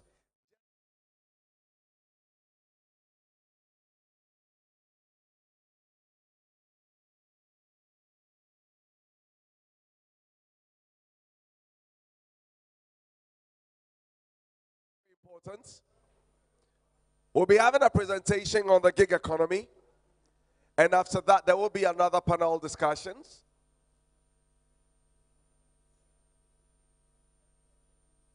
All right. Thank you so much. At this moment, I will invite Mr. Walter Jimmy from GIZ, and he's going to give us a presentation on the gig economy. Ladies and gentlemen, let's put our hands together for Mr. Walter Jimmy. F for Jimmy.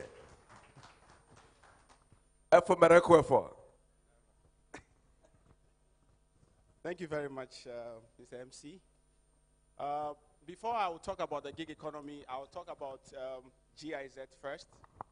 I work with GIZ. My name is Walter, as presented by the MC. GIZ is part of the German Development Corporation, and then we are a federal state-owned agency.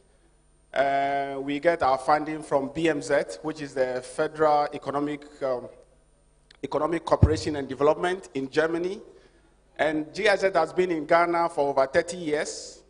And GIZ, what we mainly do is we mainly do technical cooperation and capacity building. So GIZ, usually we are not into infrastructure. So if you are someone who wants a support from GIZ, and then you come to us telling us that we should build a school for you or we should give you infrastructure, we don't usually do that. What we do is capacity development on behalf of the German government. And we have many projects in GIZ. We are into education, we are into ICT, that's digitalization. We are into agri-base, we are into waste management, we are into health, where we are currently supporting the government with vaccine production. We are into a lot of fields. And then when you come to us, we can be able to help you in terms of capacity building, once it's in line with what we've been commissioned to do by the federal ministry. So as one of the projects in GIZ is the gig economy. Gig economy is a global project. If we say a global project, it means that apart from Ghana, we are all over the world. We are in South America, we are in Asia, we are in Africa, we are in the Far East, and then also we are in Europe. So gig economy is part of the Digital Transformation Center, which is also with GIZ.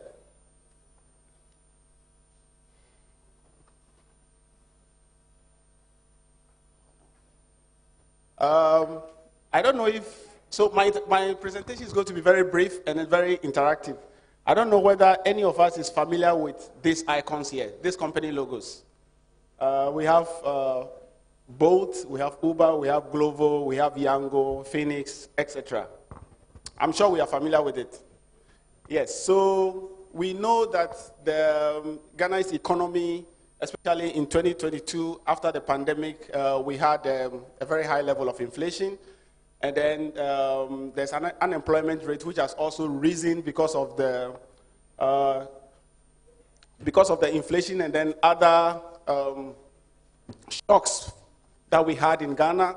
So most of us, especially the youth, are moving to a different form of employment.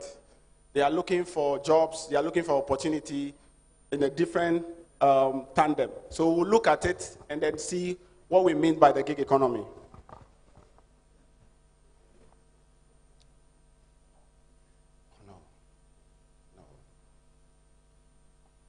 So, gig economy, it's relatively a very short-term job. Usually, it is not long. It's something that is very short between individuals out of the formal employment. So, if somebody wants to do something, he takes the phone and then be able to what? Interact with a platform owner and then be able to get a job. So that is definitely, briefly, the gig economy.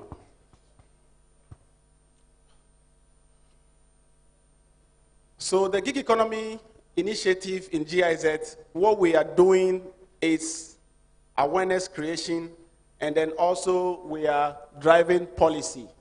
We realize that the gig economy, especially in many countries, especially in Ghana, people do not understand what it means by a gig worker. So we have someone who probably is driving boats, or someone who is driving Uber. The person is a gig worker, but the person doesn't understand what it means to be someone who is a gig worker. So what we are doing is to drive the awareness, to create governments, to get government's attention so that policies are done to be able to what? To understand what the gig economy is, so that our laws are amended at the end of the day to support people who work in the gig economy.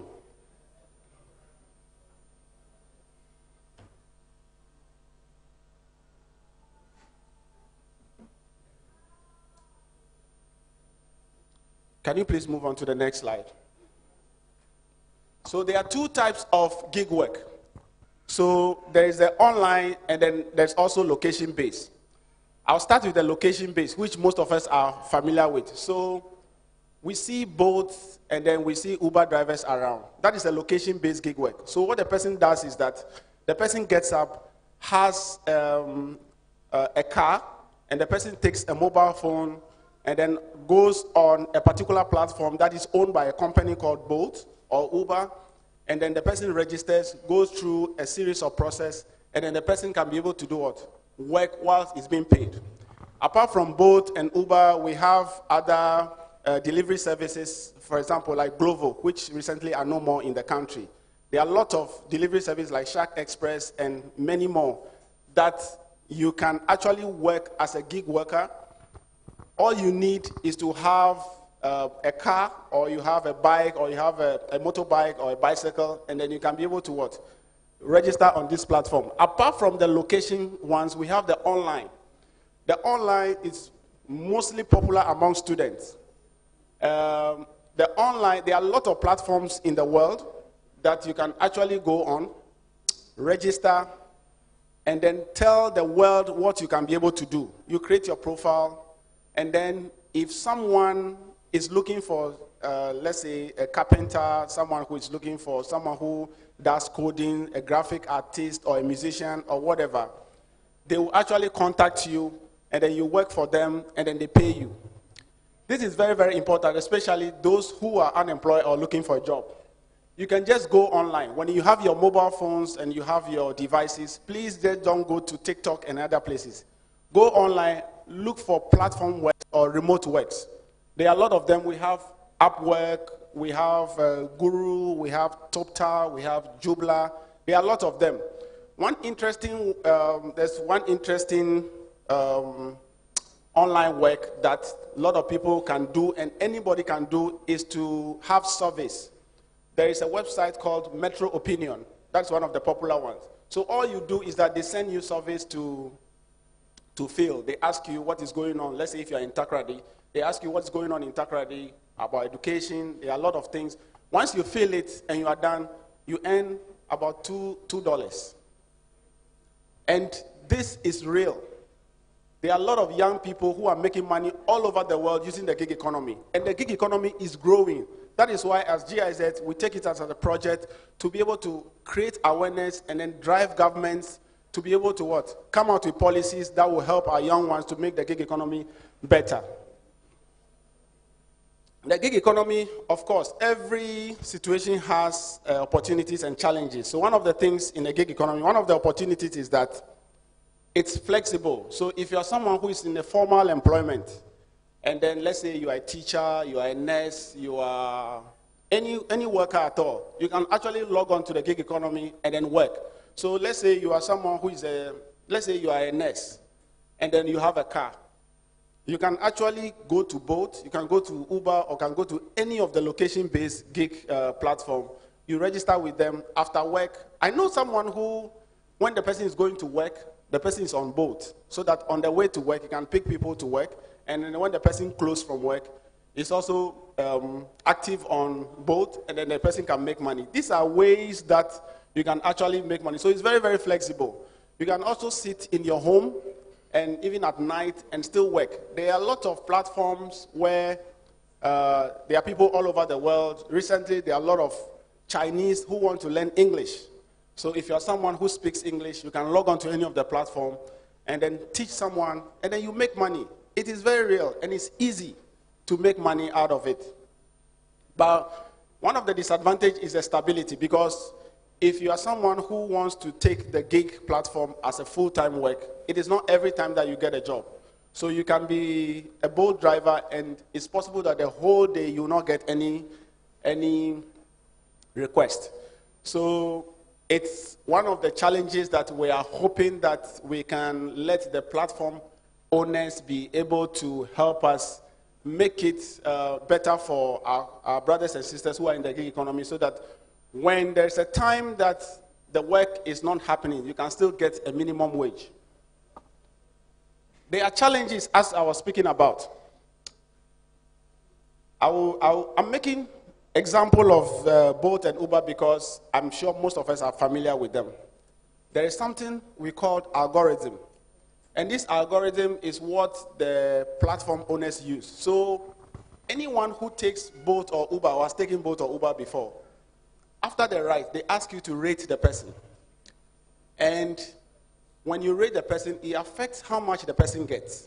Because at the end of the day, if 3 or 4 or 5 people rate the person very low, the person's percentage comes down.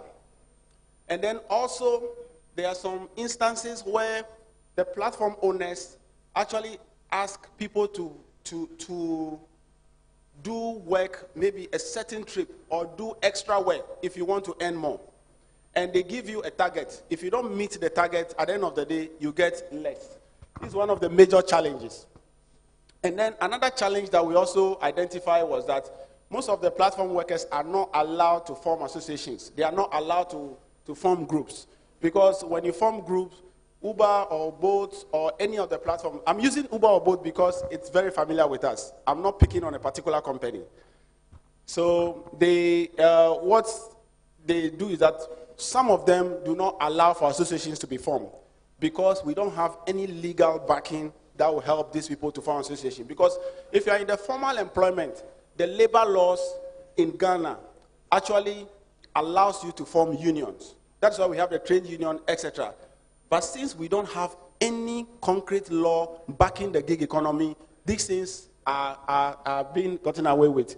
And then when it comes to legal status, most of the platforms do not recognize people who are on the platform as employees. They tell them that it's a contract that we're having with you. I'll give you a simple example. So there's someone who wanted to travel to somewhere, US, and then the person said he's employed. So what they did was that as part of the requirements, you are actually to prove that you are employed. So usually you get a letter from your employer to prove that you're actually employed. This person went to one of the companies, I will not mention the name, that I want a letter to show that I am employed. They said, no, we did not employ you. Then the person asked the company that, so who am I? He said, we are business partners. You are bringing your car, and I'm giving you my platform. So at the end of the day, because of that notion that we are business partners, they can terminate your contract at any time. They can do anything that they want to do with you.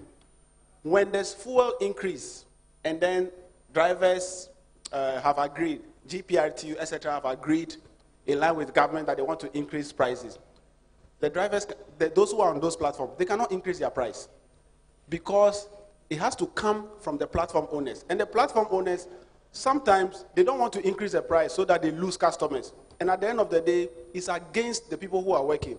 That is why we are having this campaign, we are having this project to drive government to modify our laws. We are having stakeholder engagement so that these people will be part of the labor law.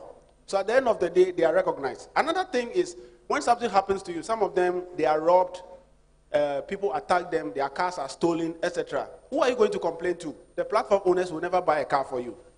But we need a law that will make sure that at the end of the day, when these things happen, they can be able to what? They can be able to... I believe I was small time. Yes, so, and then we also have gender bias and pay gap, where if you are a male and female, there are different conditions that actually happen. So we are having all this so that when you are in your communities, when you are talking to your MPs, when you are talking to your ministers, let them know that the gig economy is helping our brothers and sisters. So they should push government, so that the laws are modified to help them. And then whilst we wait for that to be done, we have identified some of the tips across the world that can help you. So if you are someone who is a gig worker, you can join communities. There are private communities that people share ideas. And then we also tell you that if you are with one person and the person is not treating you well, move to another person. And move to another person. And then also we advocate that you learn about how the gig economy works so that you can be able to navigate. There are some sites, those who work online, that pays less than others. So the ones that pay less, you leave them and then go to the ones that pay more. So these are conditions that, according to the International Labour Organization, that shows that if you are someone who is a gig worker and then you don't get all these conditions, you are not treated well, then you should move. Since I have limited time, I will try and then summarize. So what we did was that we were able to talk to some of the platforms and then we rated them. All these things that I'm saying, I'll direct you to our website where you can learn about the gig economy. There's a course that you can take and then learn about the gig economy. We talk about how women can maximize their potential. If you're a woman who is a gig worker, how you can be able to help yourself. And then we have identified some of the resources. There are some organizations, there are a lot, but some of them, as a woman, you can actually contact them and then they will help you to, yes. So we have a course developed by GIZ, we call it Atenge. And I will share the link with everyone. You can go online. All that I'm talking about, we have examples from all over the world, especially from South America, because the gig economy there is very, very booming. And then some of the things that we've done in Europe, in Germany, in the UK, etc., that is helping people to navigate the gig economy. You can go there, look at our courses. It's free. You don't pay anything. Just go there. And then our courses are not meant for you to go and look for a job, please. It's just to educate you. So you go through the courses. You take the courses at your own time. You can start today and continue next year. It's at your own time for you to learn about gig economy, some of the things that we are talking about, how you can be able to make extra money on the side. So when you go there, this is what you see. And then, so we will give you digital skills and then on digital skills, how to talk and then how to manage your finances, how to, yeah.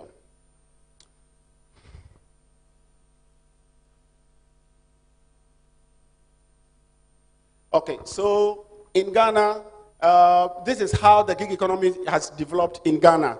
And in 2005, Haptel came, 2014, Jumia came, 2016, Uber came, 2017, Phoenix, Bolt, etc. 2019, 2021, 2023. You can see that the gig economy is growing and it will become bigger and bigger and bigger.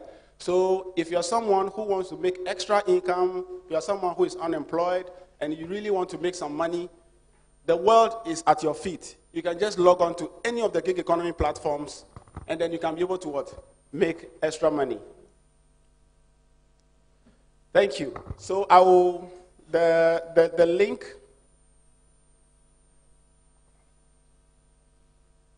the last slide.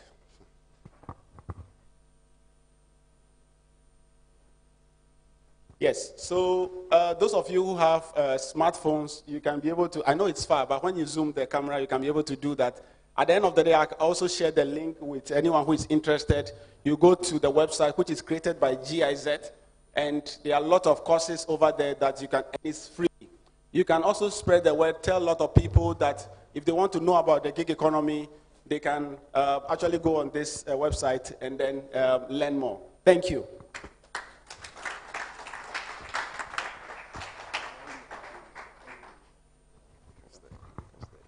Thank you very much, Efo Jime. Thank you. Once again, let's put our hands together for Efo for that wonderful presentation. So we'll leave this on for about 5 minutes so that those of you who would like to scan, you do so. I'll call on Lamisi, who would be the host for the next panel discussions. It will take some 30 minutes. I don't think we'd go beyond that. So Lamisi is here. Please put your hands together for Lamisi. Lamisi is going to be the host. And then we have able panel members here who would be answering most of the questions for us. Technically, they understand things better. Me innovative. I'm innovative. Anyway. Oh, please sit. Okay, so we have our panelists here with us. We have Mr. Derek Atose. He's a graphic designer, and he works with Diapa Workspace. Please, let's give it up for him, please. Let's do it better. I'm not hearing the clap.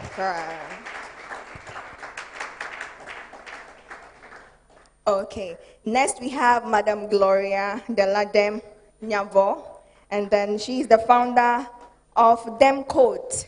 And then let them code software, and then she's a software developer too. Please, let's give it up for her.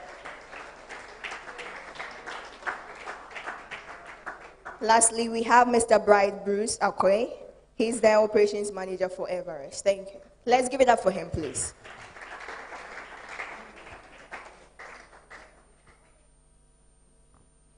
Please, let's give it up for him as he's coming.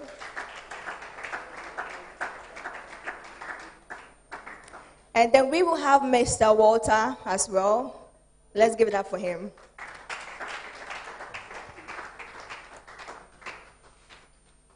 Okay.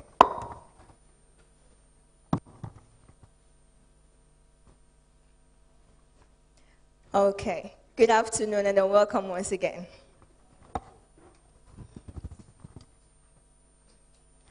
Okay, so shall we begin? Okay, so my first question will go to Mr. Atose. What is the definition of the gig economy? When we say the gig economy, what is it about? Can you give us an example?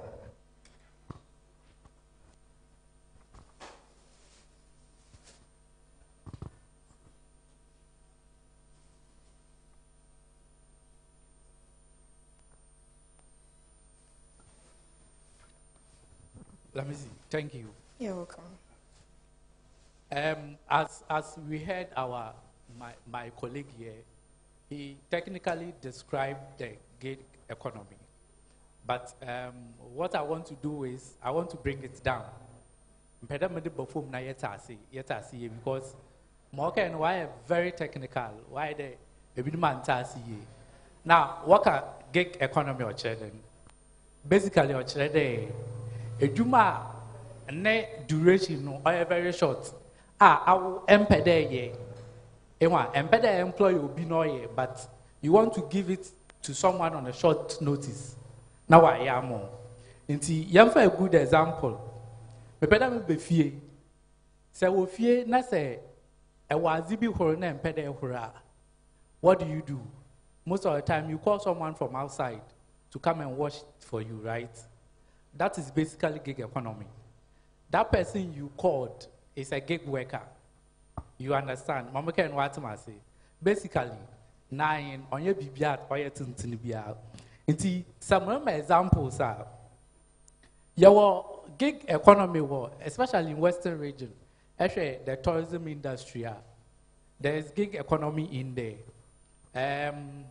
There's this festival that I work with, often Asabako. Asabako, or a yearly program. The moment Asabako begins, we get a lot of gig workers within Asabako. For example, you get Abrafona Bamo, and we get individuals as tour guards. The person behaving as a tour guard is a gig worker. What must I say? As simple as that. Even in construction industry, I want to hear for one as laborers. They are working as gig workers. It's as simple as that. A very good example is Vibrant. You see Vibrant, young road now, they have employed other people, not employees, on the side to do certain jobs. Example is Nightingale. Nightingale is doing the administrative side of Vibrant. That friend then, organization all handle Vibrant, one administration, no. They are doing gig work. Yako, mining and oil industry. You have a lot of people work on temporary basis. Eko, there are also a lot of people work on temporary basis. Nina a gig economy. Now, transportation, so that my brother can. Transportation, we have ride hailing, Uber, and boats nowadays. I want to know company the company Uber is there. But Uber employee will be permanent, not on drive. What they have done is they've rather employed Nkofa what you do on temporary basis. Inti eya na say ehwe na so nkoye betime jay. Uber lin your she, boat lin your she. That is gig economy. Okay. And last one. That was where my brother was hammering on the digital freelancing. That one too has broad base. So we have the Upwork, the graphic designers, and all that, photographers, videographers. That is why I fall within the freelancing. So that is where you have the Upworks, the Fiverr, the TopTal, and the rest. So basically, I'm going to what gig work I say. On yadi mubia. Yeah, that's it. Yeah, that's it.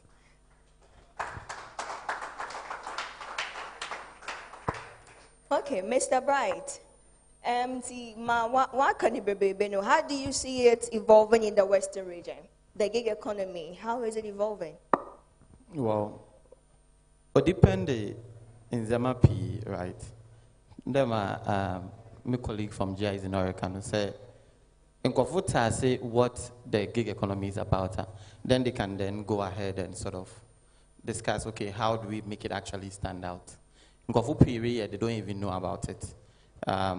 He left out one example, which is the shipping, the port services and idea. Most people that are working there are gig workers. But because nobody is actually sitting down to understand that there is gig economy, this is what is happening. There's nobody actually planning what direction it should go, what we need to do to improve it or sort of make it better, right? So in the Western region, no, it's very, like Okodoa Hapa, it's happening a lot. And most people are doing this gig economy, we are calling it as a hustle nowadays, like as a, I don't know, Kakarankobefa. But all those short jobs that people are doing are all part of this. We just have to find a way to formalize it and then start looking at certain things around it. So it starts with awareness one. Now, why a policy? Where we are, the next thing is we then have to formalize the skills and the major man. So there are ones that are informal. Today, me pedam wash means no biaba, waba wash or no, you sure the skills training on washing, right? But there are also ones that are very formal. Today, digital workers, photography, graphic design, or soft skills that we can teach. So, then we can then improve on the service from there. There are also ones that we could do in terms of gig work when it comes to working for the outside world, which is going beyond the boundaries of Western region. I'm in more Western region, but me for an outside company, which is a gig work that I'm doing, right? So in that sense, say we start looking at okay, nipana mi ejuma man or business way to amako. Improving a payment system that will help. That is one way. Internet, about internet issue bay. Minimum kofa will lose on ejuma as a result of that. No be ban or start na some day. Sisi ane hell we internet on ejuma business going. But you find organizations like their power workspace or hub or internet service. Me assure that would do light Ebi I'm mean to a Mr. Musk and Starlink, I'm mean to Toby. But your power workspace can buy it, and all the gig workers na international jobs we could go there.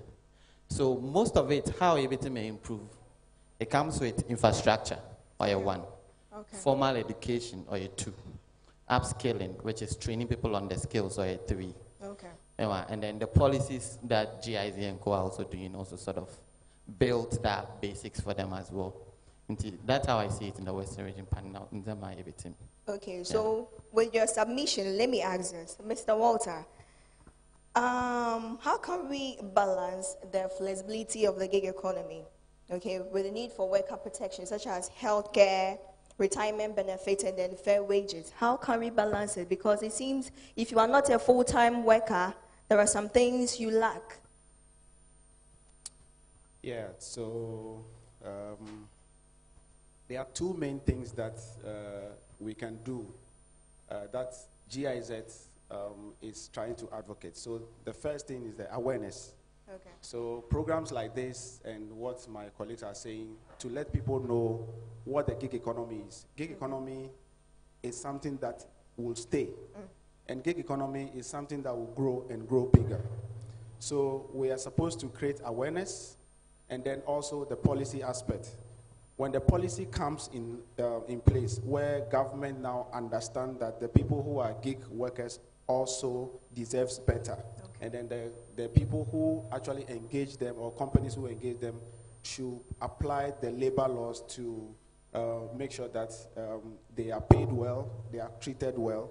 Then it will create or it will open the doorway for the infrastructure. Because when the policy is there, that if you're a gig worker, you should be paid the minimum wage, you should be treated well, you should be paid SNIT, etc., and then you should pay what you deserve, then it will create way for the infrastructure. So that's how we can balance it. Awareness creation, and then also policy development. Okay. So, Ms. Dalade, this goes to you. Do you think the gig economy is something which is worth going into? Yeah, like seriously, it is. With me, I do software development. I have a startup. I found the Let Them Code that is also like teaches kids programming. I don't even have a physical office yet. Yes, so I am very hard on gig economy. I employ to do part of the jobs. When you are a software developer, you get to do a front end, you get to do back end, you get to do graphics, photography and all. I'm a photographer. I'm not even good at graphics. Yeah. So that's when Ato and them come in. Okay. I give you the contract, you do the whole graphics work for me. Okay. I put things together, I deliver the software for the person. So yes, with me, the gig economy is here to stay. We've been doing this for a while. We just haven't put the name on it. Like, we just haven't tagged it as gig economy. A lot of us, I wasn't the only one that was like, what is the gig economy? When you explain it, oh, okay, yeah, we all do this. And we are all saying we need training.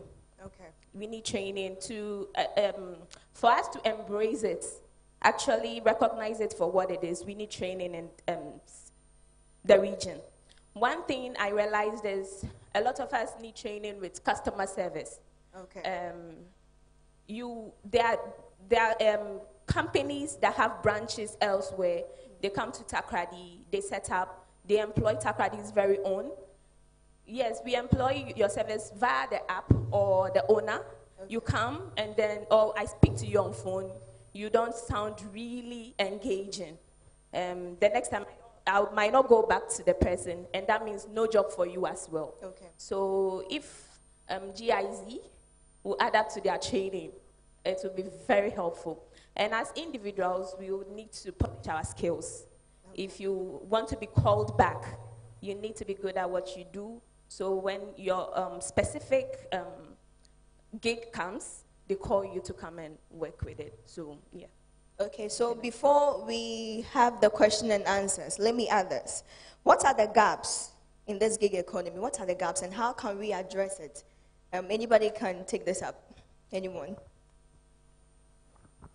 Okay, so the gaps, specifically in Western region, the gaps start with professionalism, right? There is the informal one which doesn't really have a lot of, like, there's somebody who has a Abuboya one. They go around every Tuesday, maybe they pick up your waste for you. That is gig work, right? Maybe they conduct themselves well. So far as they relate well with you, that's it. But when you go to the formal side where there is a platform, let's use Bolt. Bolt has drivers that are driving people, but some of these drivers are very rude. How they relate to the driver, the passengers and all that. Let me not cut you short. I actually encountered a Bolt driver this morning. He was very rude to me. I had to cancel the ride and then pick another one. Because how can you pick me and then you go stop somewhere and have conversation with somebody else? So I think the professionalism you're talking about is very key. Yeah. Yeah. So professionally, there was a conversation around the culture in the Western region, and we talked about how it's sort of very lackadaisical, like people don't take things very serious, kind of a laid-back attitude to things. So that is one of the problems there. Two is skills, right? How many of you are good with photography? And even if the photography that you do, how well are you vexed in? Do you understand exactly what you are doing? Or you saw somebody a camera and you thought, okay, if I get a camera, I can also do it. There are differences in different, and one of the things that helps gig workers stand out is, if let's say somebody does it really well, person A is really good, I see it when I give out the work, and next time I'll go to person B. So you realize you will not be getting a lot of gigs as it stands. So upscaling is one of the main things that we have to sort of look at. And for me, I would say these are the two main things. And then if you go a little bit more like borderless opportunities, like working from the Western region, maybe working outside, then it comes to digital literacy. How tech savvy are you? I mean, recently I did a couple interviews where, join a Zoom room, I asked the person, can you share your screen? They don't know how to share it. How are you going to do the work? I mean, maybe you have the skills to do the work, but as a gig worker, you work on a platform. If you don't know how to navigate these platforms, then it means probably you have to do an office work where you see the person, we talk through stuff, because you don't know how to use Zoom, you don't know how to communicate properly on Slack. So digital literacy is also very key, and I think these are the three main things, in my opinion. Okay. So I'd like to add to what my brother said. So we at GIZ, we've categorized the gaps in three categories. So first is financial literacy. We believe that if you understand money, you understand why you need money, you will be able to think and then do something better. So if you understand why you need money, then you think, or you'll be able to identify that you need to do some work, the gig work. And after understanding the money, financial literacy, we comes down to the digital skills, or any other skill. So if you understand that you need money, you will now know that you need to learn something to get the money. Sure. After learning that, we come down to the third one, which is a soft skill.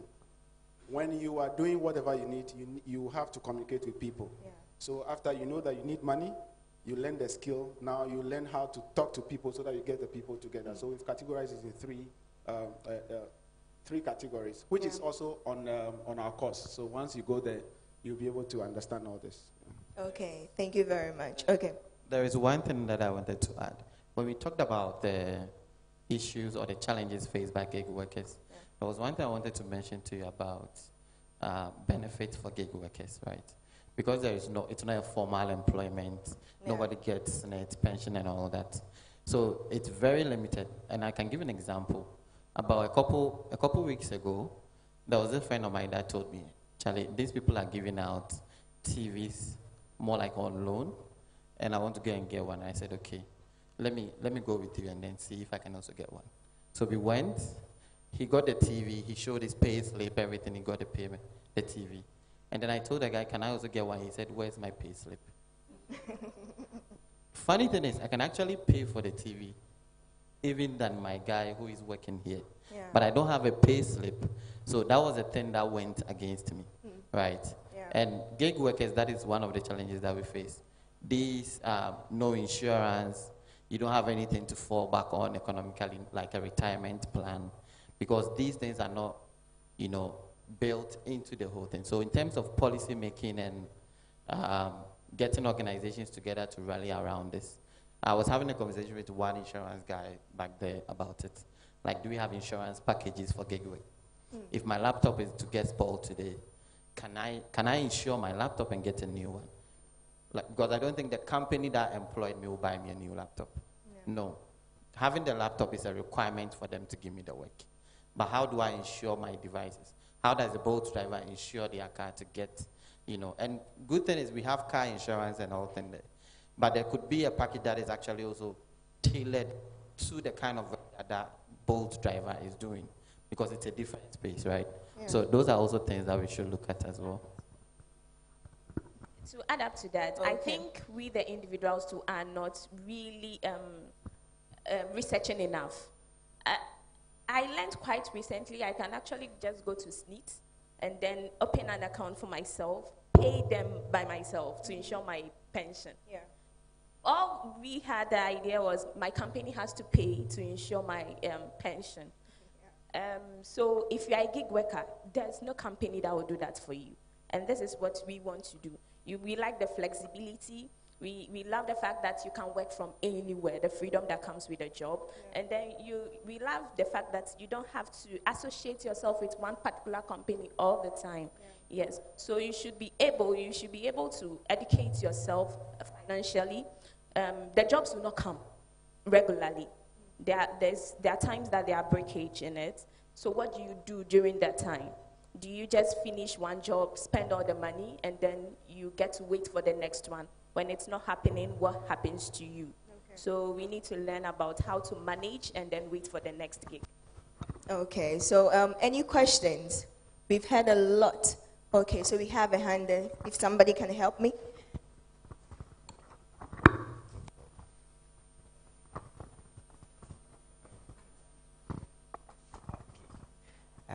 My question goes to Mr. Giazi.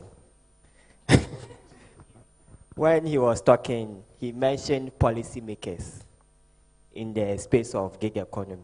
My question is, since he's in the space and they engage these people, as a country, Ghana, where are we in policy making concerning the gig economy, how we can navigate this, insurance packages, pension, and the rest? Where are we as a state? Thank you.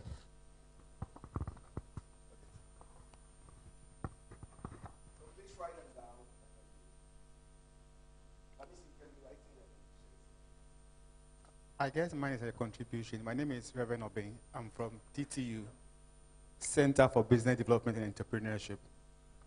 I think that this whole concept of the gaps could be linked to the idea of multiple streams of income.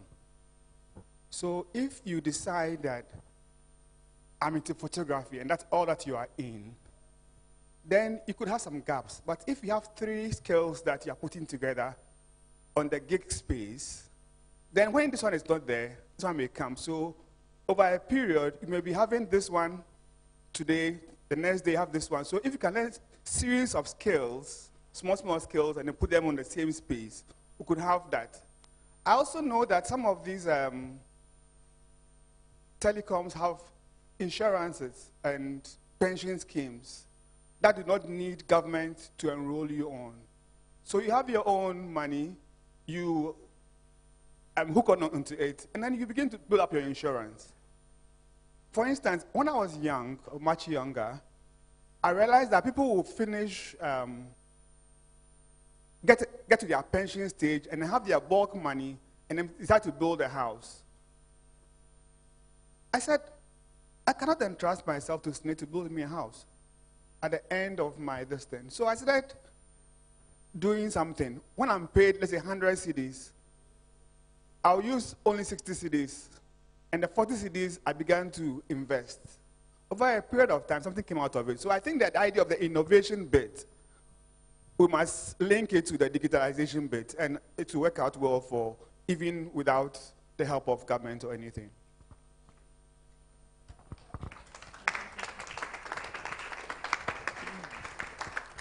All right, thank you. My name is Do Bonamensa again, and I just wanted to ask a question. Are there any platforms for soft skill workers in the Western region or in Ghana, just like Upwork works? Thank you. Okay, so that'll be it. Two more. Thank you. My question specifically deals with economic deficiency. So, situation where we have economic deficiency in Ghana, like recently, some bondholders have crying that government is not going to pay their bonds. Now, the gap we identified there from the discussion was the informality in the gig economy. How then do you expect, do you still encourage people to take the risk of ensuring this or joining this gig economy when there are some things you can't really rely on? One, there is no formality for the gig economy. And two, the government you might fall on in the next future also is not proving itself trustworthy. So in an economy like this, how then do you strive in the gig economy? Okay, so my question is there a way to ensure that you're always fairly compensated on those gig economy platforms? And also, in another instance where a company tries to rip you off, is there a way to combat that? Like, are there laws to ensure that you are always fairly treated? I believe we can do justice to these few ones here. Let's put our hands together for them. So I think I will start with the first question and probably try to tackle the last two questions as well. So the first question from my brother who is asking whether what have we done for the policy, etc.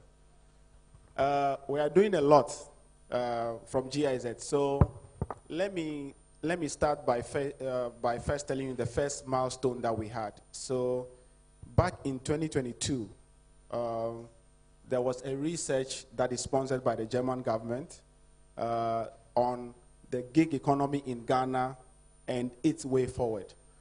This research was done. There were experts that were brought all over the world and other African countries.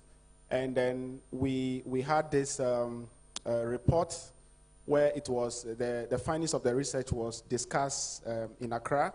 And in that discussion, there were people from the Ministry of Labor, TUC,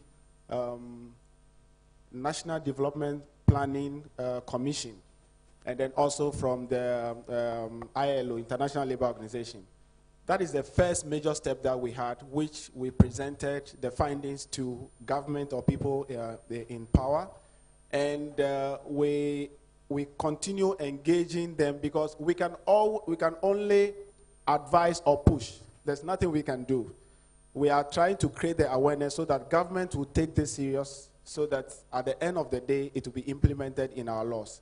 And then we hope that we will get there soon. And then we have a series of engagement that is upcoming. And also, I think in October, next month, we are going to have a stakeholder dialogue with key government institutions to make sure that we are still driving the information, making sure that the awareness is being created so that at the end of the day, it becomes a policy.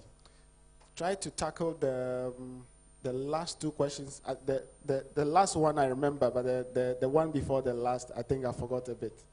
So it was asking about, the lady that was asking about how can we trust government, etc., to do that.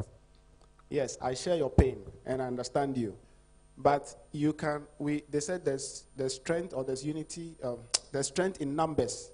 So if a lot of people are engaged in this gig economy and the people are aware of what gig economy is, when we speak as one voice, government will listen. One typical example is the issue that is going on currently about the Galamsey. A lot of people are talking about it, so it has become a national discussion. So when we start talking about gig economy, creating the awareness and then letting people know, when we speak as one voice, government will listen and then we will get there. Very soon, all this will be in the past. Sure, we will get there. So one gentleman asked if there are platforms for gig workers. Please, let's make it brief. Okay. There is, especially within Ghana, I've cited just, I think, 2 or 1. Probably there might be more. I know of CD Job.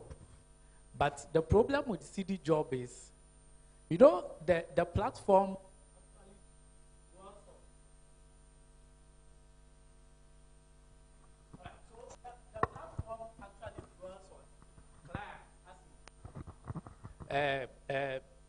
companies joining the platform to give out jobs. So the problem with the CD Job is they are not getting companies coming on board to give jobs to people outside to subscribe to. So CD Job is a bit, I think, a bit down. Then I think my friend here is, as we are sitting here, is creating another platform for the people in Takoradi. It is called remote work. So I believe as time goes on, we'll get there. We'll have a lot of platforms in Ghana and Takoradi to subscribe to. So there was one question about given the economic situation and all that, why should more people come into the space? It's, in a way, we talked mostly about the gaps and the challenges, but we didn't talk about the benefits or the advantages. There's actually more as well to it, right? You actually get paid way more, right? In most of the jobs, not all of them do. But you'll be shocked to know that both drivers actually make more money than most people in the office spaces. You don't know that. There's this guy that, you know, goes around, collects waste from people, and when he comes, he takes you minimum 100 cedis. If he does that for like 10 people a day, how much is that? It's probably more than most people, like your monthly pay and all that. So it pays more, that's one. It's also very flexible. You work when you want to, right? So you have your own time. You can plan your day. You can get to, especially if it's more like even digital-wise, you can travel and still work at the same time. So there are benefits to it. You can do multiple jobs, like our colleague was saying there about learning different skills. If you're working at the bank now, you probably go from morning to evening, that's it. But my sister here probably could be building a software for somebody, running a business on the side. So there are benefits to them, actually. Okay. Like, that will probably encourage you to join the space. Okay, so let's wrap up. Add up to that, unemployment is an issue in Ghana. We all know. You finish school, you stay home looking for a stable job. You are not getting it. Why not get some skills, get gigs, at least survive on that? And whilst you are at it, if you want to have a 9 to 5 regular, it's you. We actually just, for the job security, we are scared of a lot of things, so most of us, we go for the job security. That will be the one advantage the stable job has over the gig economy. Trust me, the gig economy pays. And you have the flexibility. You can have a stable job and still have your gig at the side. A lot of times, if you want to live good life here in Ghana, you will need it. So yes, we can adapt that. And for you to just be home, why not, yes, as I said, polish your skills, get your gigs, and then keep going. Thank you. So before we wrap up, there is a platform. So to the gentleman who asked for the platform, there is a platform called, is it Cribble? Cribble. It's Cribbly. Okay, so Cribbly is a gig platform like the Upwork, and then it is in the Western region, so you can sign up to that. Yeah. So it is CRIBLIE.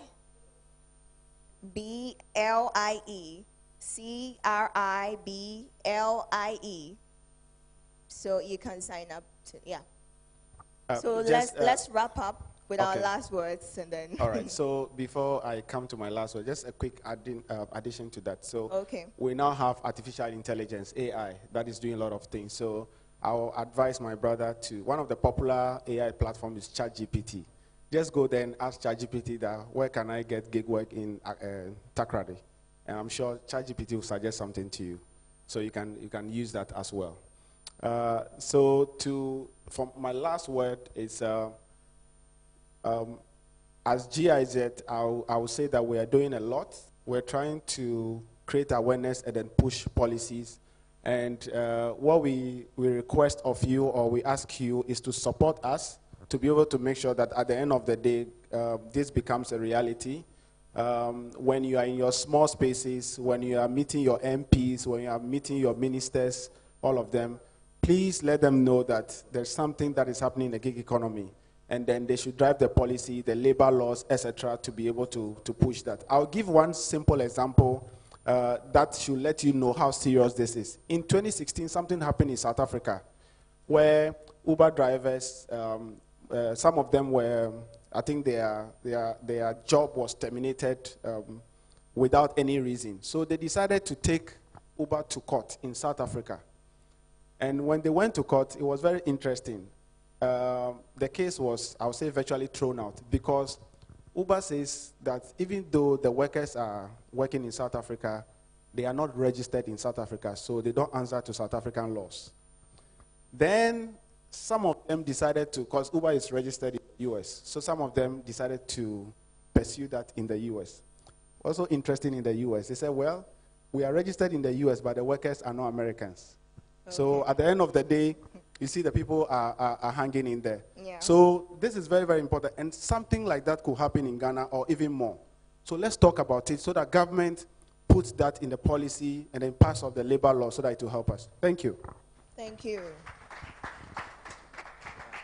What's a aborno so please let's wrap up and then. Okay. For me, my last words will be the gig economy it's one way. It's one option for all of us. Graduate unemployment is real in Ghana. We talk about unemployment, but if you even delve much more into like what is happening to graduate, it's real, right? And in that sense, the gig economy is one way that people can actually get out of that unemployment and start getting to work, do something for themselves. So what I would say is people should start upskilling themselves. You did petroleum engineering in school, you are still home. Okay. That should give you the mind to actually learn any other skill you want. Okay. Learn how to build softwares. Learn how AI is in now. Companies are hiring AI agents to train these models. The ChatGPT are using, somebody is training them. And they are hiring in bunch, like huge numbers. If you understand how the models work, you got a job there. Okay. So there are opportunities out there. Let's start upskilling ourselves. Thank you very much. Thank you. Please, let's give that for him. Okay, so my last word will also be the upskilling. We need it, especially those of us still in school. Those of you still in school, you just don't go through the system. Try to get some skills from the system. So even on the side, whilst in school, you do your thing. After school, yes, it doesn't have to be, I studied this, I need a job in this. So you actually do the job you have to plan for the future you want. So get the skills and let's try to upskill them.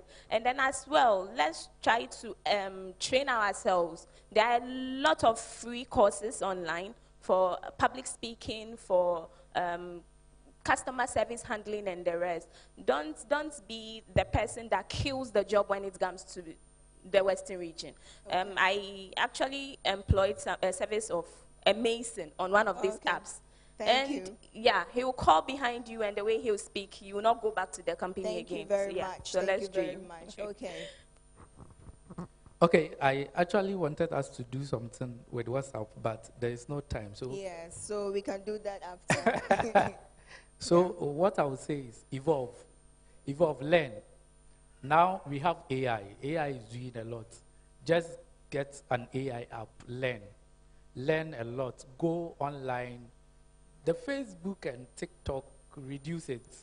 Go online, there are courses. If you go to Udemy, there are courses there. You can learn a lot of the soft skills. If you go to Coursera, there are a lot of courses there. You can learn them.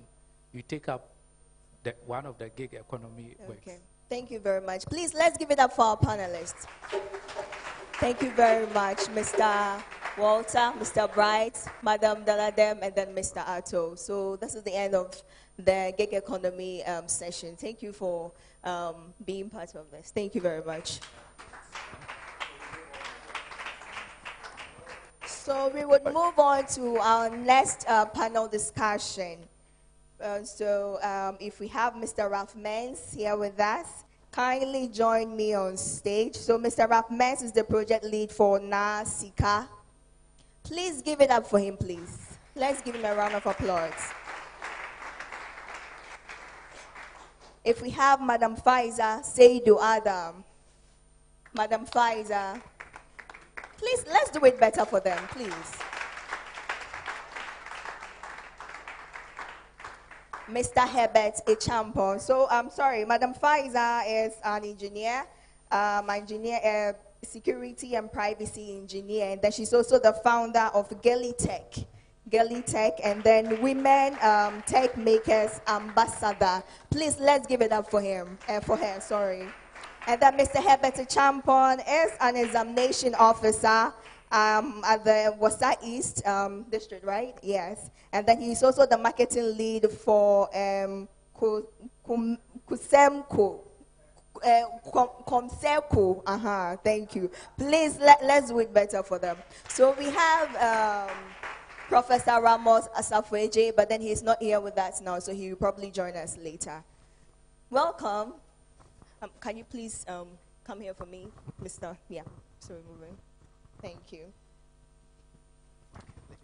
Oh. Okay, so Mr. Herbert. Yes, ma'am. And then Madam Faiza and Mr. Ralph. Please, you are welcome. They are my bosses, so I have to, you know. Okay, so Mr. Herbert, Madam Faiza, let's start with you. What are the, okay, let me start with Mr. Ralph. You were actually dodgy, so you're giving it to Pfizer, but let's start with you. So what are the important stakeholders for successful digital transformation in the education sector? Well, there are several, but Okay. maybe I'll mention a few, and then I think my colleagues will also come in and we can do justice to it. I think one major stakeholder I can Okay, mention. so please hold on. Before we continue, the topic for our discussion is collaborating for digital transformation and its impact on job creation and then education. So that is what we are discussing here. Thank you. So you were asking the types of stakeholders, stakeholders yes. within the space that are affecting job creation and education, right? Yeah. Okay, so one major stakeholder is government. Okay. And then government sits at the top. So basically, I would say government is responsible for policy framework in terms of setting up the tone at which digital needs or how it affects, really would affect our lifestyle as people. Yeah. Because if government is not paying attention or doesn't care about it, eventually we will also not be keen. And if you can all attest, this very government has been keen on digitalization. Yes. And it's one of their main key agenda. So whether they're doing it or not, at least there's that message out there that is setting a tone. And for me as a person, I think it's laudable that even our enterprise, we stood by it to push it because we thought that it was also a means to also tell others that, look, even the government is saying we should do this, why are you not doing it? Yeah. You get it. There is also other partners like private sector. That is, so imagine you are an entrepreneur or you are within the private sector and you have your own business. How would you also take advantage of using digitalization to also affect the community? So if you also don't adapt and you sit by the roadside and your colleagues or others are doing it, what will happen? Eventually, you will die off. I think I remember when the regional minister was talking about the Ghana card, for instance, and he's saying that eventually, if we don't adapt it in all our enterprises, some of us will fall off by the roadside. Yeah. And it's exactly what might happen. So for a private institution, it is a must that you need to adapt it. We can take a cue from what happened in 2020 when COVID hit us. We all thought that, there's no way we can do things remotely. Eventually, what happened? Now it became a thing. Yeah. And softwares like Zoom and Co. became so popular that they now had a market share which was so huge that people didn't even envisage that it could happen. Yeah. So at this very situation, we all have cell phones, and eventually it will hit us all. And it's becoming so cheap that with even 200 cities, you can even own. So you don't need to sit back and say that, I need this software, I need this machine, or I need a lot of money to be able to contribute to also get my business in shape. Yeah. So it's very easy now. It's at our fingertips because we all have computers in the palm of our hand. I think my colleagues can add up. Yeah, sure. Yeah, I'm sure. Hi, yeah. So for me, I am looking at employees and job seekers. So they need to be ready for the digital jobs. Now, technology is rapidly evolving, and whilst technology evolves, there are new roles that come up. So they need to have this mindset of lifelong learning. The way technology is, today you are learning this, and then tomorrow there's something new that is coming up. So you need to keep up. You need to be ready for digital jobs. Jobs like cybersecurity, software engineering. Today, someone is a traditional marketer. Now there's something called digital marketing. So it means that you need to learn digital tools to be able to stay relevant in your job. I am also looking at our educational institutions. They are the ones that are shaping the new generation of leaders and job seekers. So our curriculum needs to be reviewed. They need to be reviewed most of the time to incorporate digital courses, so that at the end of the day, they will also be ready for the digital jobs. Okay. Yeah. So I think from where Pfizer ended, for us to be able to have more people have access or learn more about these digital skills, etc., it means that most of these agents that we are, or stakeholders that we are trying to mention, should play a very important role, and not just play their role, they should be a bit more serious about it. Sure. So when Ralph Menz talk about government, obviously he's referring to the Ministry of Education, where they develop their policies, their framework, etc. The next one will be the educational administrators and then the leaders. So when the framework or the policies are being made, the implementers, which would be the Ghana Education Service, who are the ones to make sure that the policies or these digital inclusive ideas are implemented in the various schools. The next agents would also be the administrators or the head teachers that I mentioned.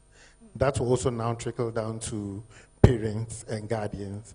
So if you're a parent and you're not investing well in your ward's education and you are relying solely on free education, and especially when you are in a remote area where you think that, okay, you would have to wait for governments to provide all these things for you, then you are going to lack a lot. And especially when there are organizations who are not willing to come into those remote areas to give you such an opportunity, then it means that beside what government is giving you, are not augmenting, or you are not having additional to what you are trying to achieve. The other agents who are the students themselves, if the students are not willing, recently we had a project at Daboase Senior High, and we had about 10 mentors available. And most of the conversations that we were having with them were mostly how these young people they can invest much time in TVET and also in some of these digital skills. Because we realize that these days, all these, especially the ladies or the guys, want to be on social media to dance. Some of them want to do some few robotic stuff. So we need to be able to mentor them and then take them through the right track and all that. Okay, so we have Professor Ramos Asafueje here with us. He's the Dean of Center for Languages and the Liberal Studies, TTU. Please, let's give it up for him. Okay, so let me throw this question to you, Prof. So we've been talking about inclusiveness, inclusive. How do we get digital transformation? How do we include the remote areas, the marginalized areas? How do we get it to them? Because we know they have a lot of issues. Even internet, it's an issue. Even in the urban, settings. So how about the rural areas as well? How do we get it there, especially in the education sector? Okay, thank you for the opportunity. You're welcome. UNESCO in 2020 gave a very staggering statistic with respect to the distribution of school individuals in Ghana, the population of school-going age in Ghana in 2020. And if you check it, you realize that 62% of our population that are active schoolgoers are in the rural areas. Wow. 68%. So it means if you add 2, you get 70. So only 32% are here, like us, with us here. Wow. And this should start sending to us critical signals in respect of our efforts at making sure that digitalization is inclusive. Because if we joke around by looking or paying attention to only those of us in the urban areas, we will have about more than a significant population left out. And I'm telling you, the impact thereof is not going to bite as we expect it to be. It means, therefore, that particular attention has to be paid to ensuring that those majority who happen to be in these less privileged areas are given the necessary attention. So now to your core question, and I'm happy this question has been brought up because it will help to, get all of us to actually look at how best to get things going on well. You see, digitalization transcends what we see, the internet. So I'll first of all want to talk about the use of community radio. Community radio. That is one of the cheapest ways that we can reach out to. And I know there are some, NGOs, entities around, some operating in Zima East and others who are doing serious work with community radio, with some radio stations like YFM and others. Teachers are trained in particular subject areas, giving models. And what they do is that parents are given training also, sensitizations, especially for the girl child. You understand me? They are giving serious trainings, community outreach programs are done, where parents are made to know that aside the face-to-face teachings that are done, it is critical that these are supplemented by, some of these, let me say, interventions like the radio. So there are times that parents and, some class teachers meet at community centers. You see? So the issue of replicability, American dem na yena yente ho asem no. Ye bohwe kwana na ye na naroma wo ha dey. Se bibi dey on kodo wo se shama ina aza na ya hwe kwana ye betum ya afado ma ye nso wa ye bi wo ye nkrom. Nti mboframa no se wo fie dem a wo time wo ho bi a 4 o'clock bia no radio no wo on ti community center no mboframa nywade wo ho. Nti wonim dey bia nde teacher no oba be kire maths. Or better, let's say, sets. Into them topic, no, I wofunu nim there.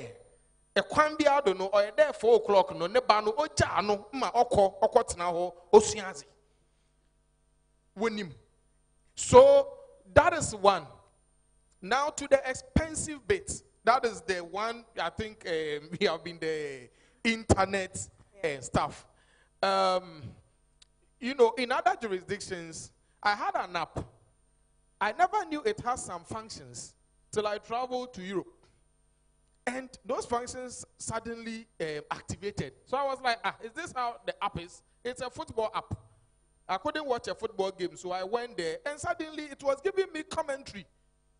I said, the internet there is that fast. Sharp. You know. TikTok.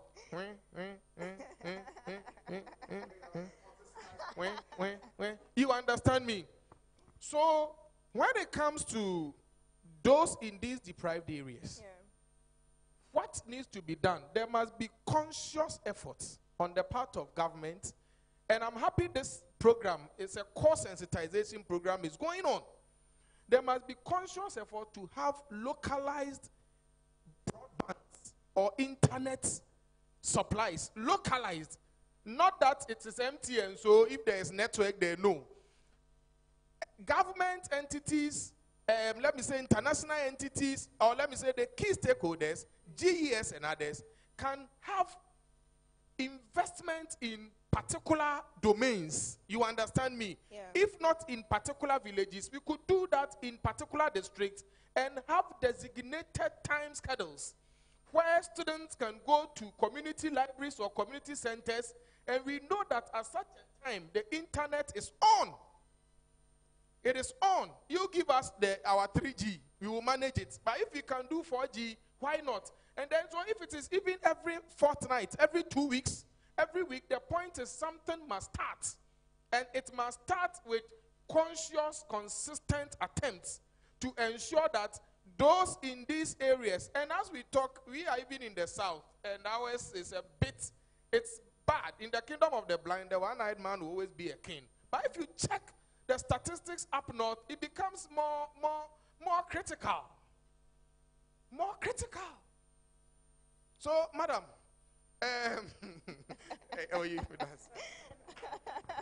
thank you very much. Please, let's do it better for him. Okay, so Mr. Herbert wants to add up. That was very passionate too. Yeah, Prof is very passionate this afternoon. Yeah, so what I would want to say is that I think government has already started or whatever it is since 2020. So during the COVID time, as you said, most of these kids were at home, so the community radio thing had already started. So head teachers, community leaders will also train, and then they give them books and certain models so that the kids will not get bored. What I also know is that under the Ministry of Communication, they have a project that is ongoing, which most communities were provided with desktop computers, and they were even given radio and then other internet accessibility for them to be able to start with this computer literacy project ongoing. I've forgotten the organization that works on that. Okay. So what actually happens is that immediately after that, they also train teachers and head teachers to also start teaching the kids on robotics. So in teaching them robotics, they started teaching them using Scratch, and I don't know if most of us know about Scratch. So Scratch is more or less like if you're learning HTML5 or any of the programming language. Scratch makes it more interesting and fun for the kids to be able to engage or learn something about coding. Beyond that, other organizations like NASICA, Ravmen's organization, I think I've partnered with them on certain programs to teach young people about robotics as well. Okay. And I think this was done in 2019 in Subri, where we partnered with iSpace, which iSpace has been one of the founders for Ghana Tech Lab and all those things. So these things are already in place. Recently, even as of yesterday, governments are giving every school. So one intervention that is going on is called Gallup, which is called the Ghana Accountability for Learning Outcome Program. So what is happening is the government is giving these schools that are called Gallup schools enough money to be able to manage the school and provide enough resources for them to transition some of these rural communities kids to learn more about tech and etc. So they even provide you with broadband, clocking, fingerprint. They give you computer, sometimes printer as well. Recently, as of yesterday, they gave them camera to be able to take pictures of the activities that they are going on for monitoring, and they will send it back to Accra as feedback. The only challenge is that I think is the training is not repetitive, and once a lot of teachers are leaving some of these rural communities and they come to the urban communities, there's that gap which has to be filled, and it becomes one of the challenges that we are having. So okay, so as you've touched on some of the challenges, what are some of the challenges in getting this digital transformation in our education sector and then the employment sector as well? Because I think we have a lot of unemployment going on, but then we have a lot of digital stuff coming up. You know, we are in the era of technology. Everything is going digital. Yet we have a high rate of unemployment in our country. So how do we, go about this in our education sector, and then we come to the job as well?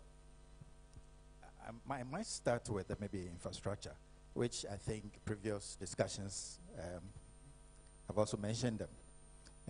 Number one, which I think Professor just mentioned, and also Herbert, it has to do with the internet, because it's the foundation of all the digital stuff we are talking about. Because for you to even access basic information now, it's online.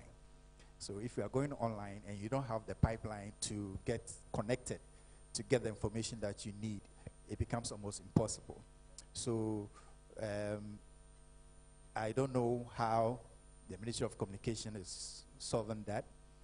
Some of the telcos are not up to speed.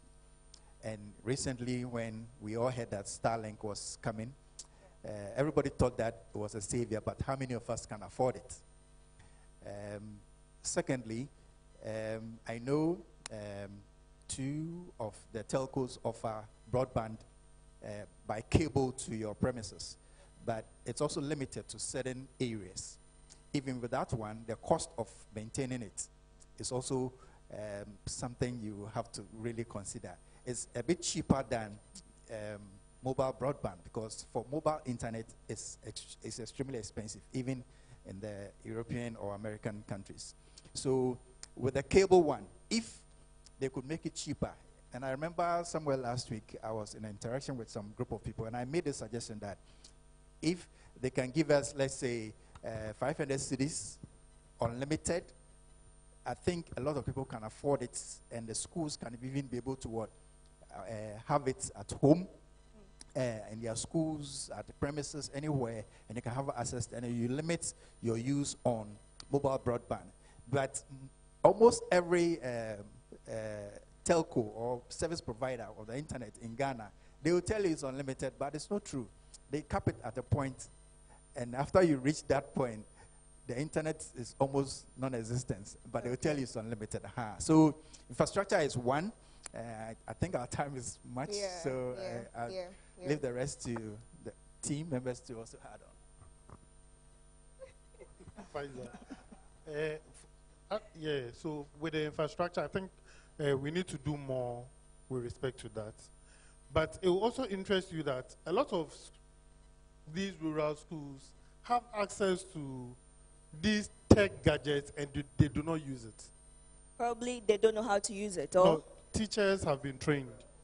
Teachers? Yes, have but been then trained. what about the students? Yeah, so basically, the teacher is the one supposed to train the students, you get it. But most of the time, so when they start doing the practicals, etc., you realize that the electric bill also keep rising, and we are in an era where you don't have to be living or billing the kids. Other than that, you have a challenge. So what happens is that most of them, and the institution that I forgot their name was GEFEC. GEFEC, that's what they do. So there are some schools that you will visit, you see that they have packed all the desktop at one side. And they are using the computer lab as a conference room or teacher's room or something like that. And the workable computers, they are not using it. So there are times that I'll even be like, okay, if you don't need it, we probably should send it to a school that will need that, he gets it.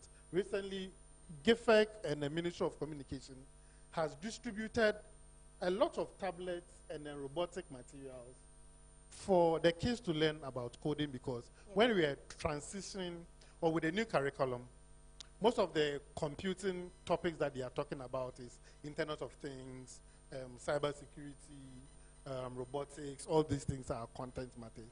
You get it? So they have provided some of these schools these gadgets. They are still not using it. So we need to educate or sensitize. And I feel that parents should also, public school parents should make the head teachers or the school more accountable to most of these infrastructures. Thank you very much. So before we wrap up, so I'll give everybody 10 seconds to wrap up. Can we have 2 questions? Only 2. Only 2 questions.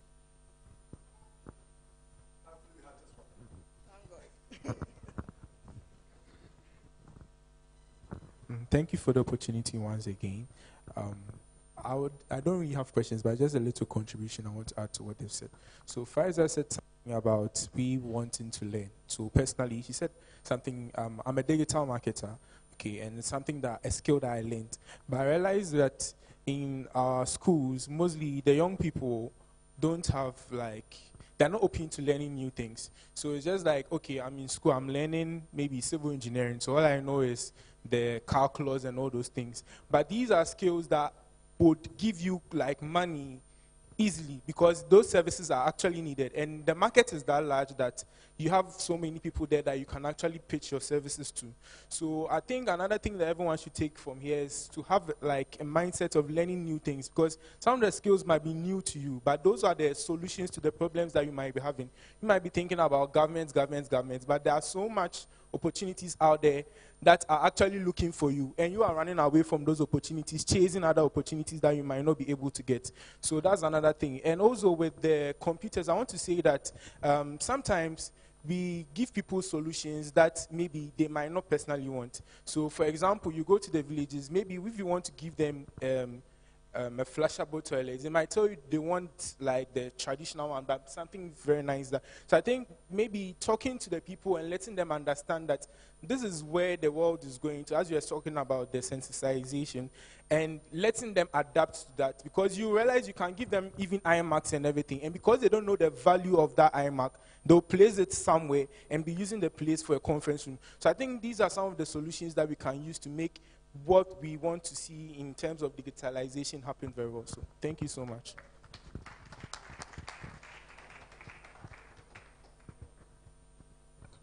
Okay, so we all have 10 seconds to wrap up. Something to add up to our discussion here.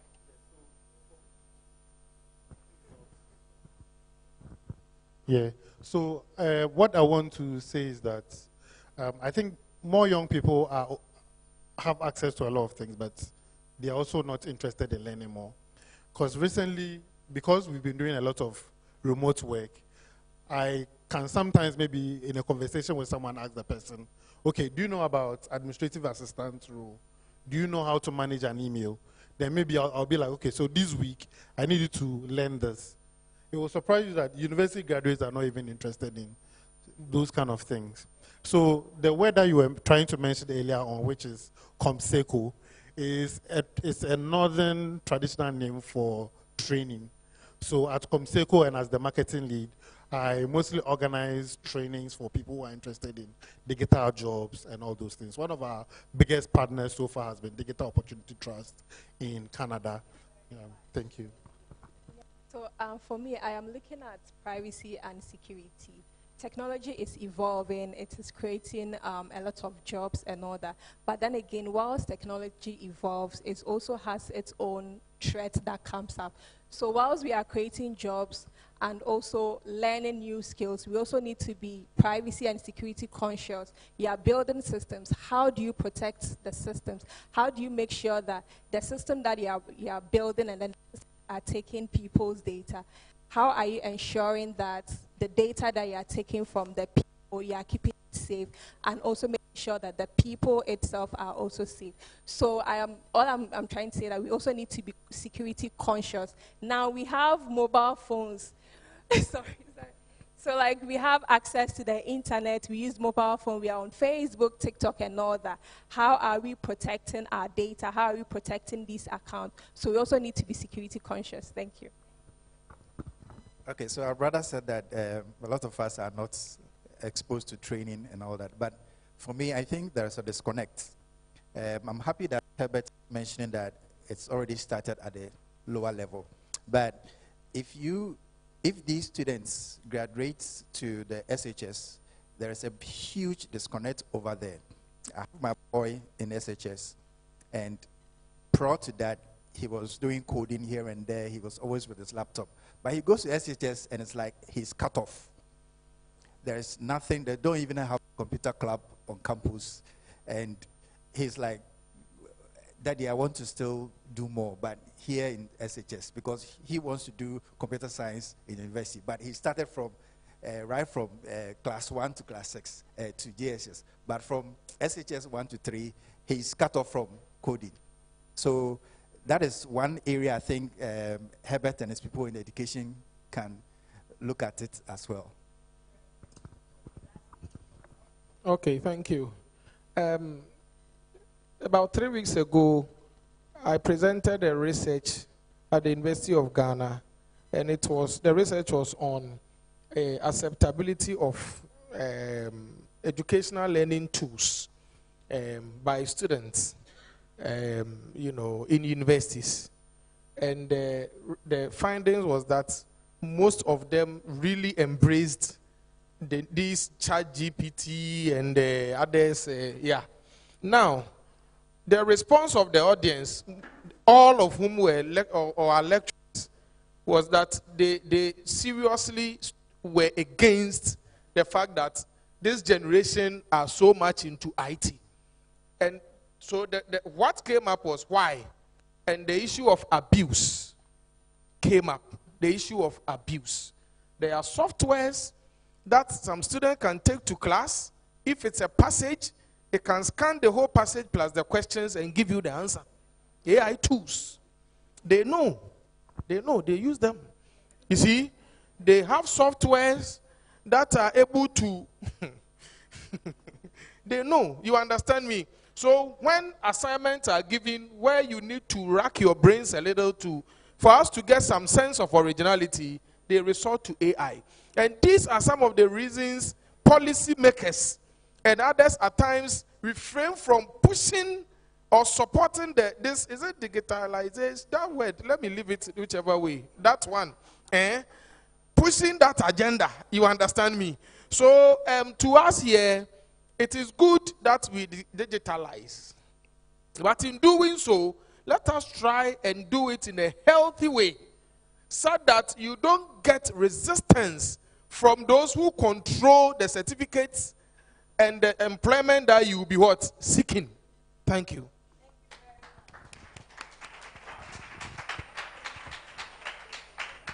Okay, thank you very much, my panelists. We are very grateful to have you here. Please, let's do it again for them. Yes.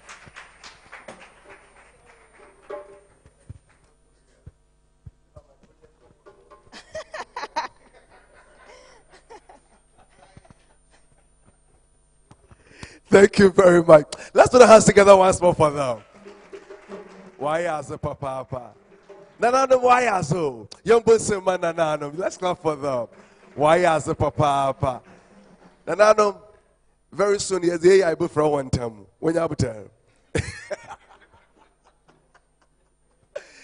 All right, let's see. As a Jamaican urban area.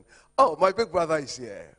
Albert, good afternoon. Albert, I'm bent up. He has a lot to tell us. Anyway, I'm sure next time you ever organize, you would come very early to share more with us. It's been interesting, and I'm a boy. Oh, if you have enjoyed it, let me see your hands up. If you've enjoyed it, are you sure? So let me do this. More around kakra.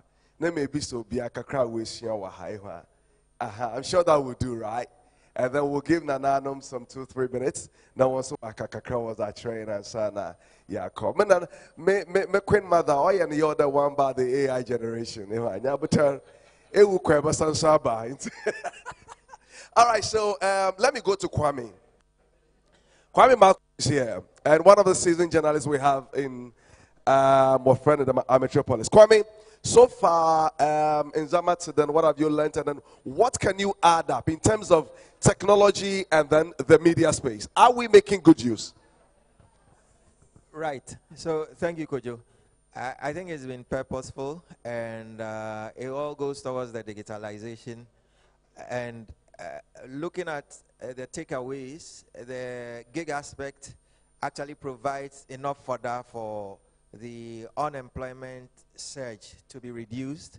And I guess we'll take that away. And within the media space, it has eased a lot of work.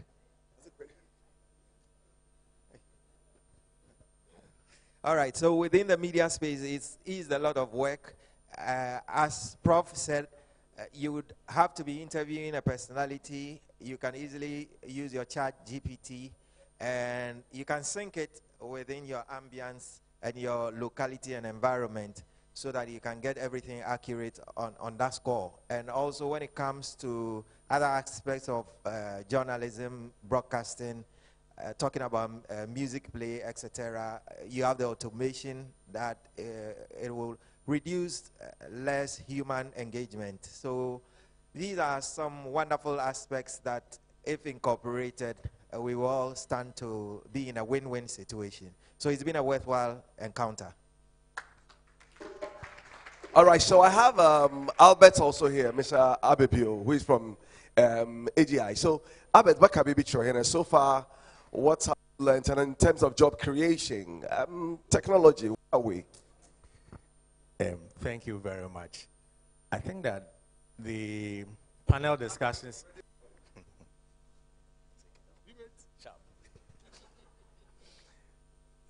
Prof is a mate of mine, so he's a vandal. I'm a vandal too.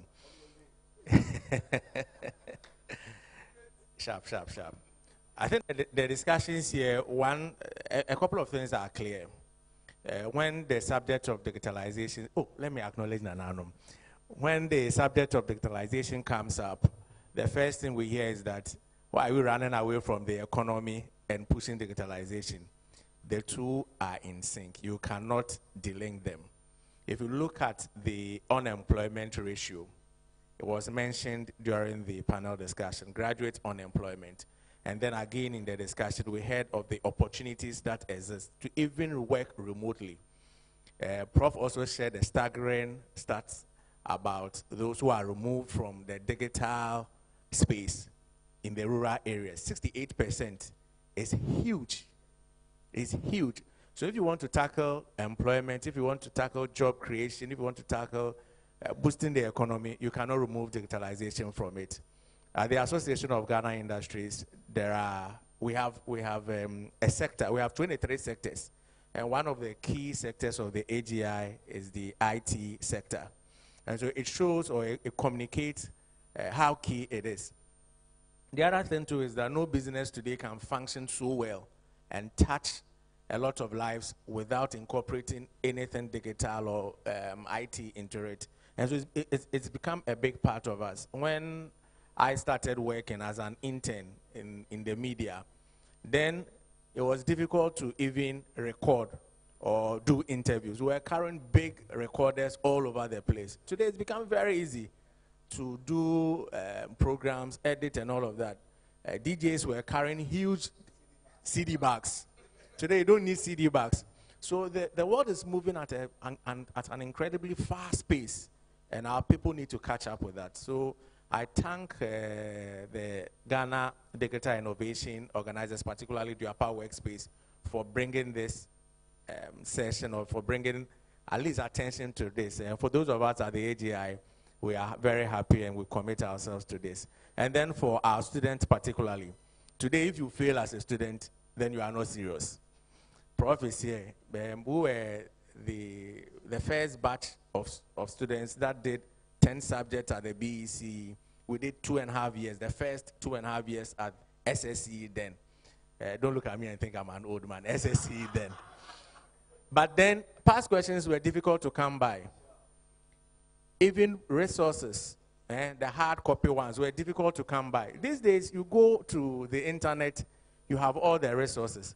So why don't you tap into those resources, learn things on your own, rather than try to, do other things that will not be beneficial to you. So these are my key takeaways from this session. Thank you.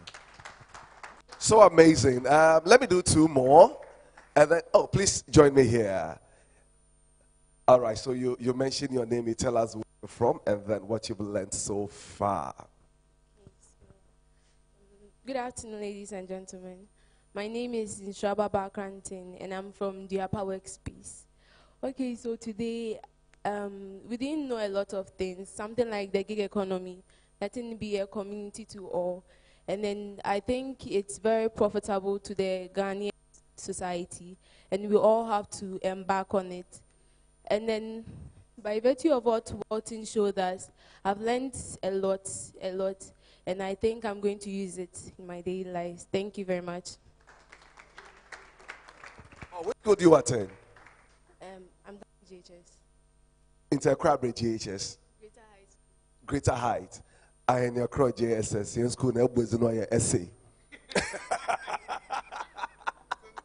Tonton Papa, Pacha was a brain. Me sure that was here AI generated.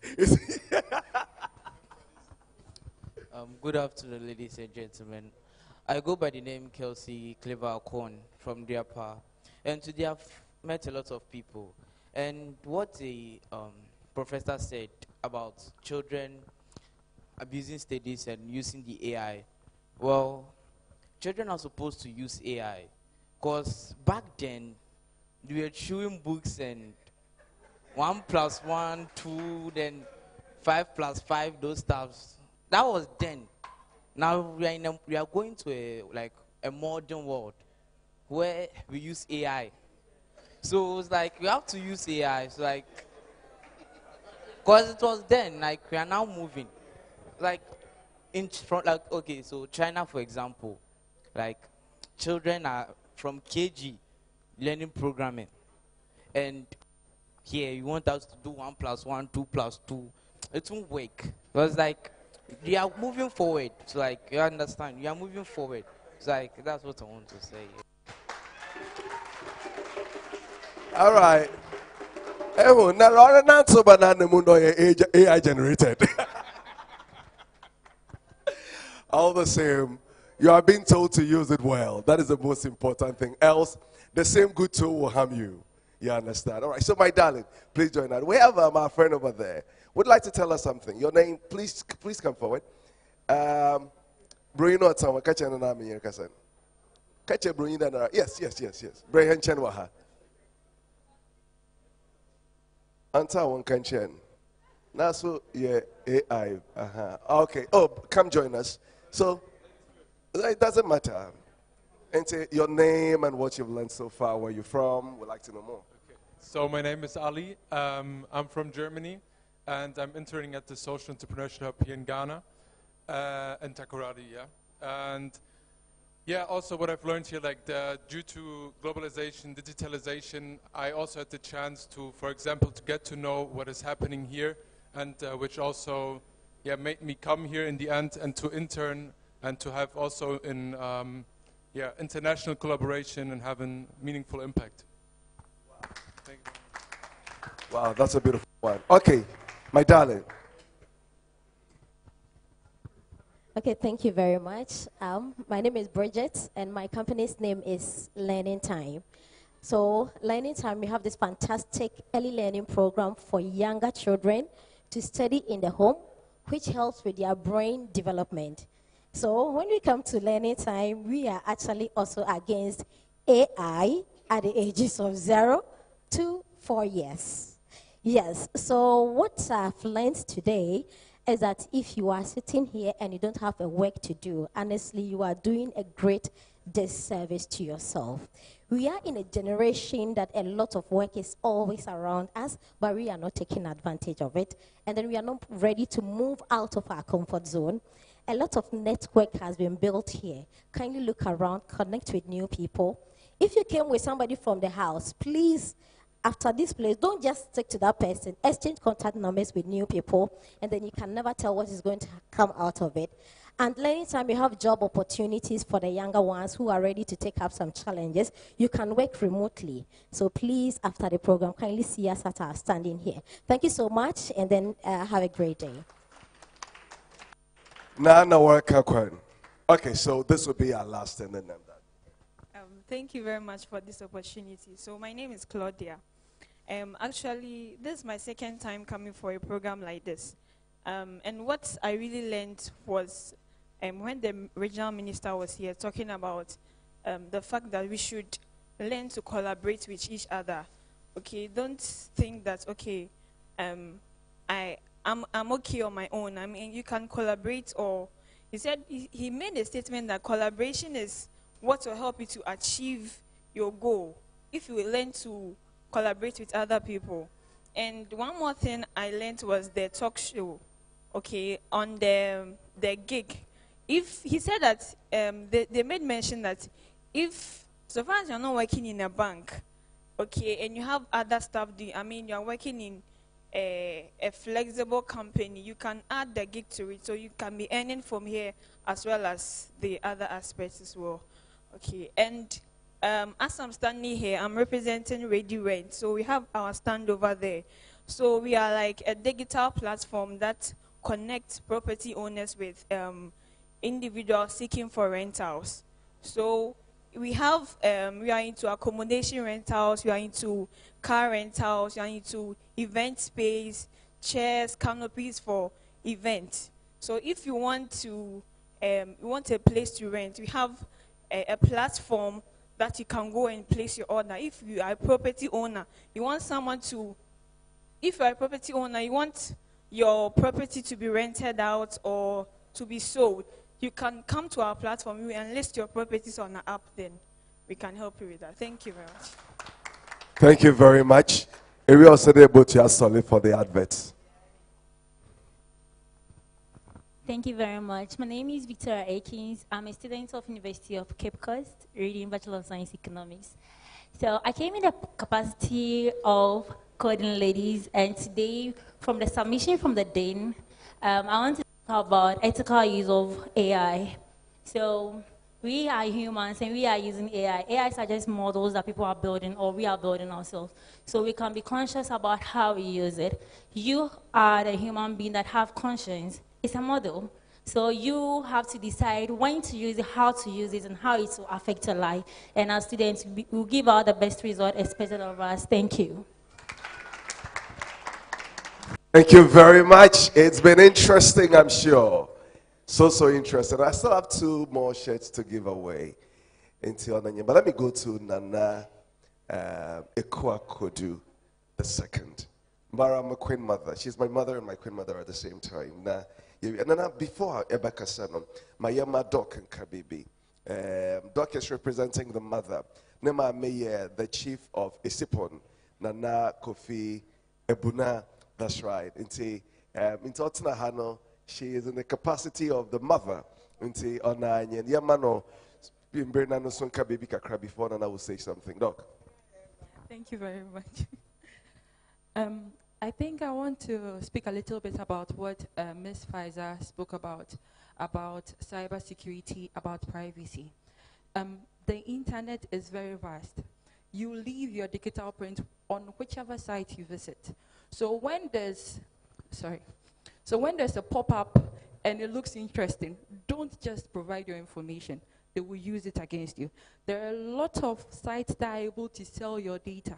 So please be careful on the site you visit and then on the information you give. Thank you very much.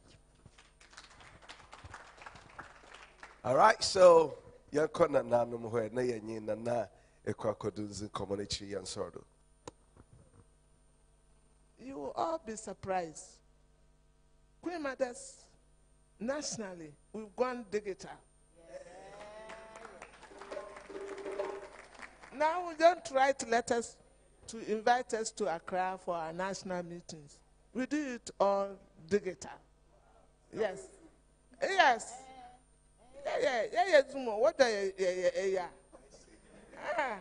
Yeah. Most Queen Mothers are educated and well educated now. So we've gone digital. National, regional, everywhere we've gone digital. Also, we keep on educating ourselves. So any digital things that come, we also study it. So don't be surprised. Queen Mothers, we've also gone digital. All right, it's been interesting.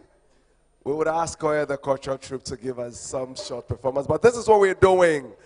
We're here to network, right? So in the next 5 minutes, get up from your chair, get to somebody, ask of the name, exchange contact.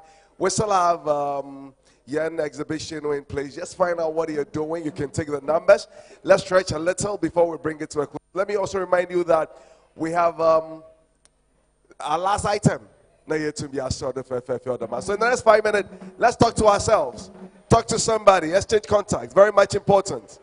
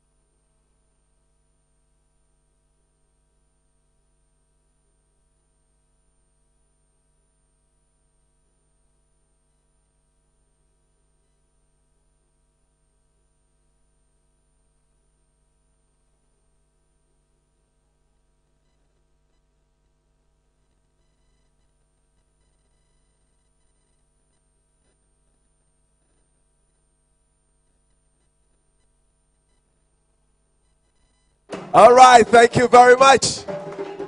Thank you.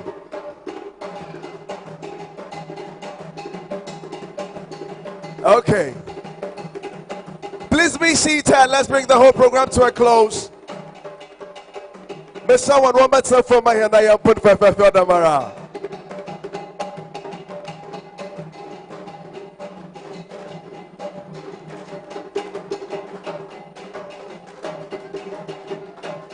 Please be seated. We are not done yet.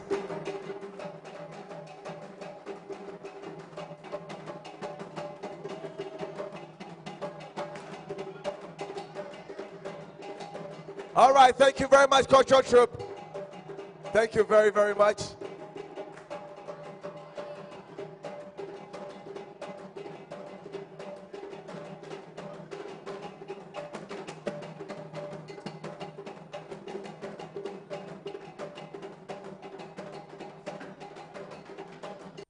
Thank you. Please be seated. Please be seated. Mr. One, what's up for my hand? Please be seated. We need to bring the whole program to a close. Remember, Nanano Master here. Other one more when we done standing here in our YouTube, sir. Into Mr. One, I want the phone. We'll call on Madam Alberta from Diapa for Yen closing the vote of thanks. The chairman is already gone, and I'm sure the opening remarks no on your closing in our couple. So if Madam Alberta is here, please join us for the vote of thanks. Please be seated. 1 minute from those outside, kindly join us in. Those outside, kindly join us in. We are not done yet.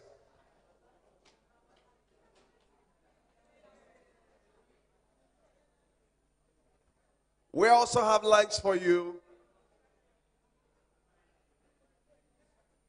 We also have lunch for you, so please do not go.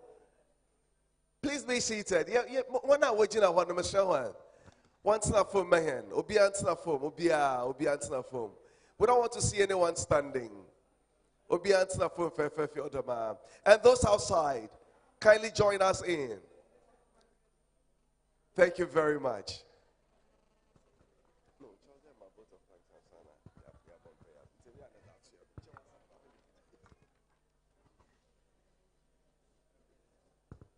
Miracle Fantiline. Yet the one you know, Sibebre. Nyaminshrahon, for spending your day with us. We're very grateful. I'm sure we've all learned a lot.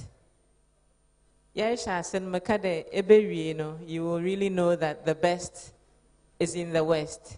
Mpocho, has it been confirmed? Okay. Inti Kumasi Fuokwa, Obokwa Kakade, the best is indeed in the West. God bless you all. Thank you very much. We'll continue networking.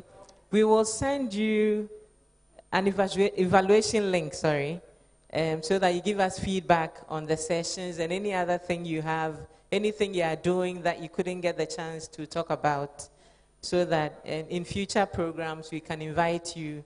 Any other platform we have, we can support you. As I said, the Upper Workspace, we give access to young people. We received support, and we continue to give support to as many as we encounter. In Timpocho Sebaha, I'm sure your time has been worth it, and you'll go home with learning something new, with a new connection, a new network. Don't go home without connecting with somebody. You never know who the next person sitting by you is. God bless us all. Thank you. Thank you too. On that note, shall we all be upstanding for our closing prayer?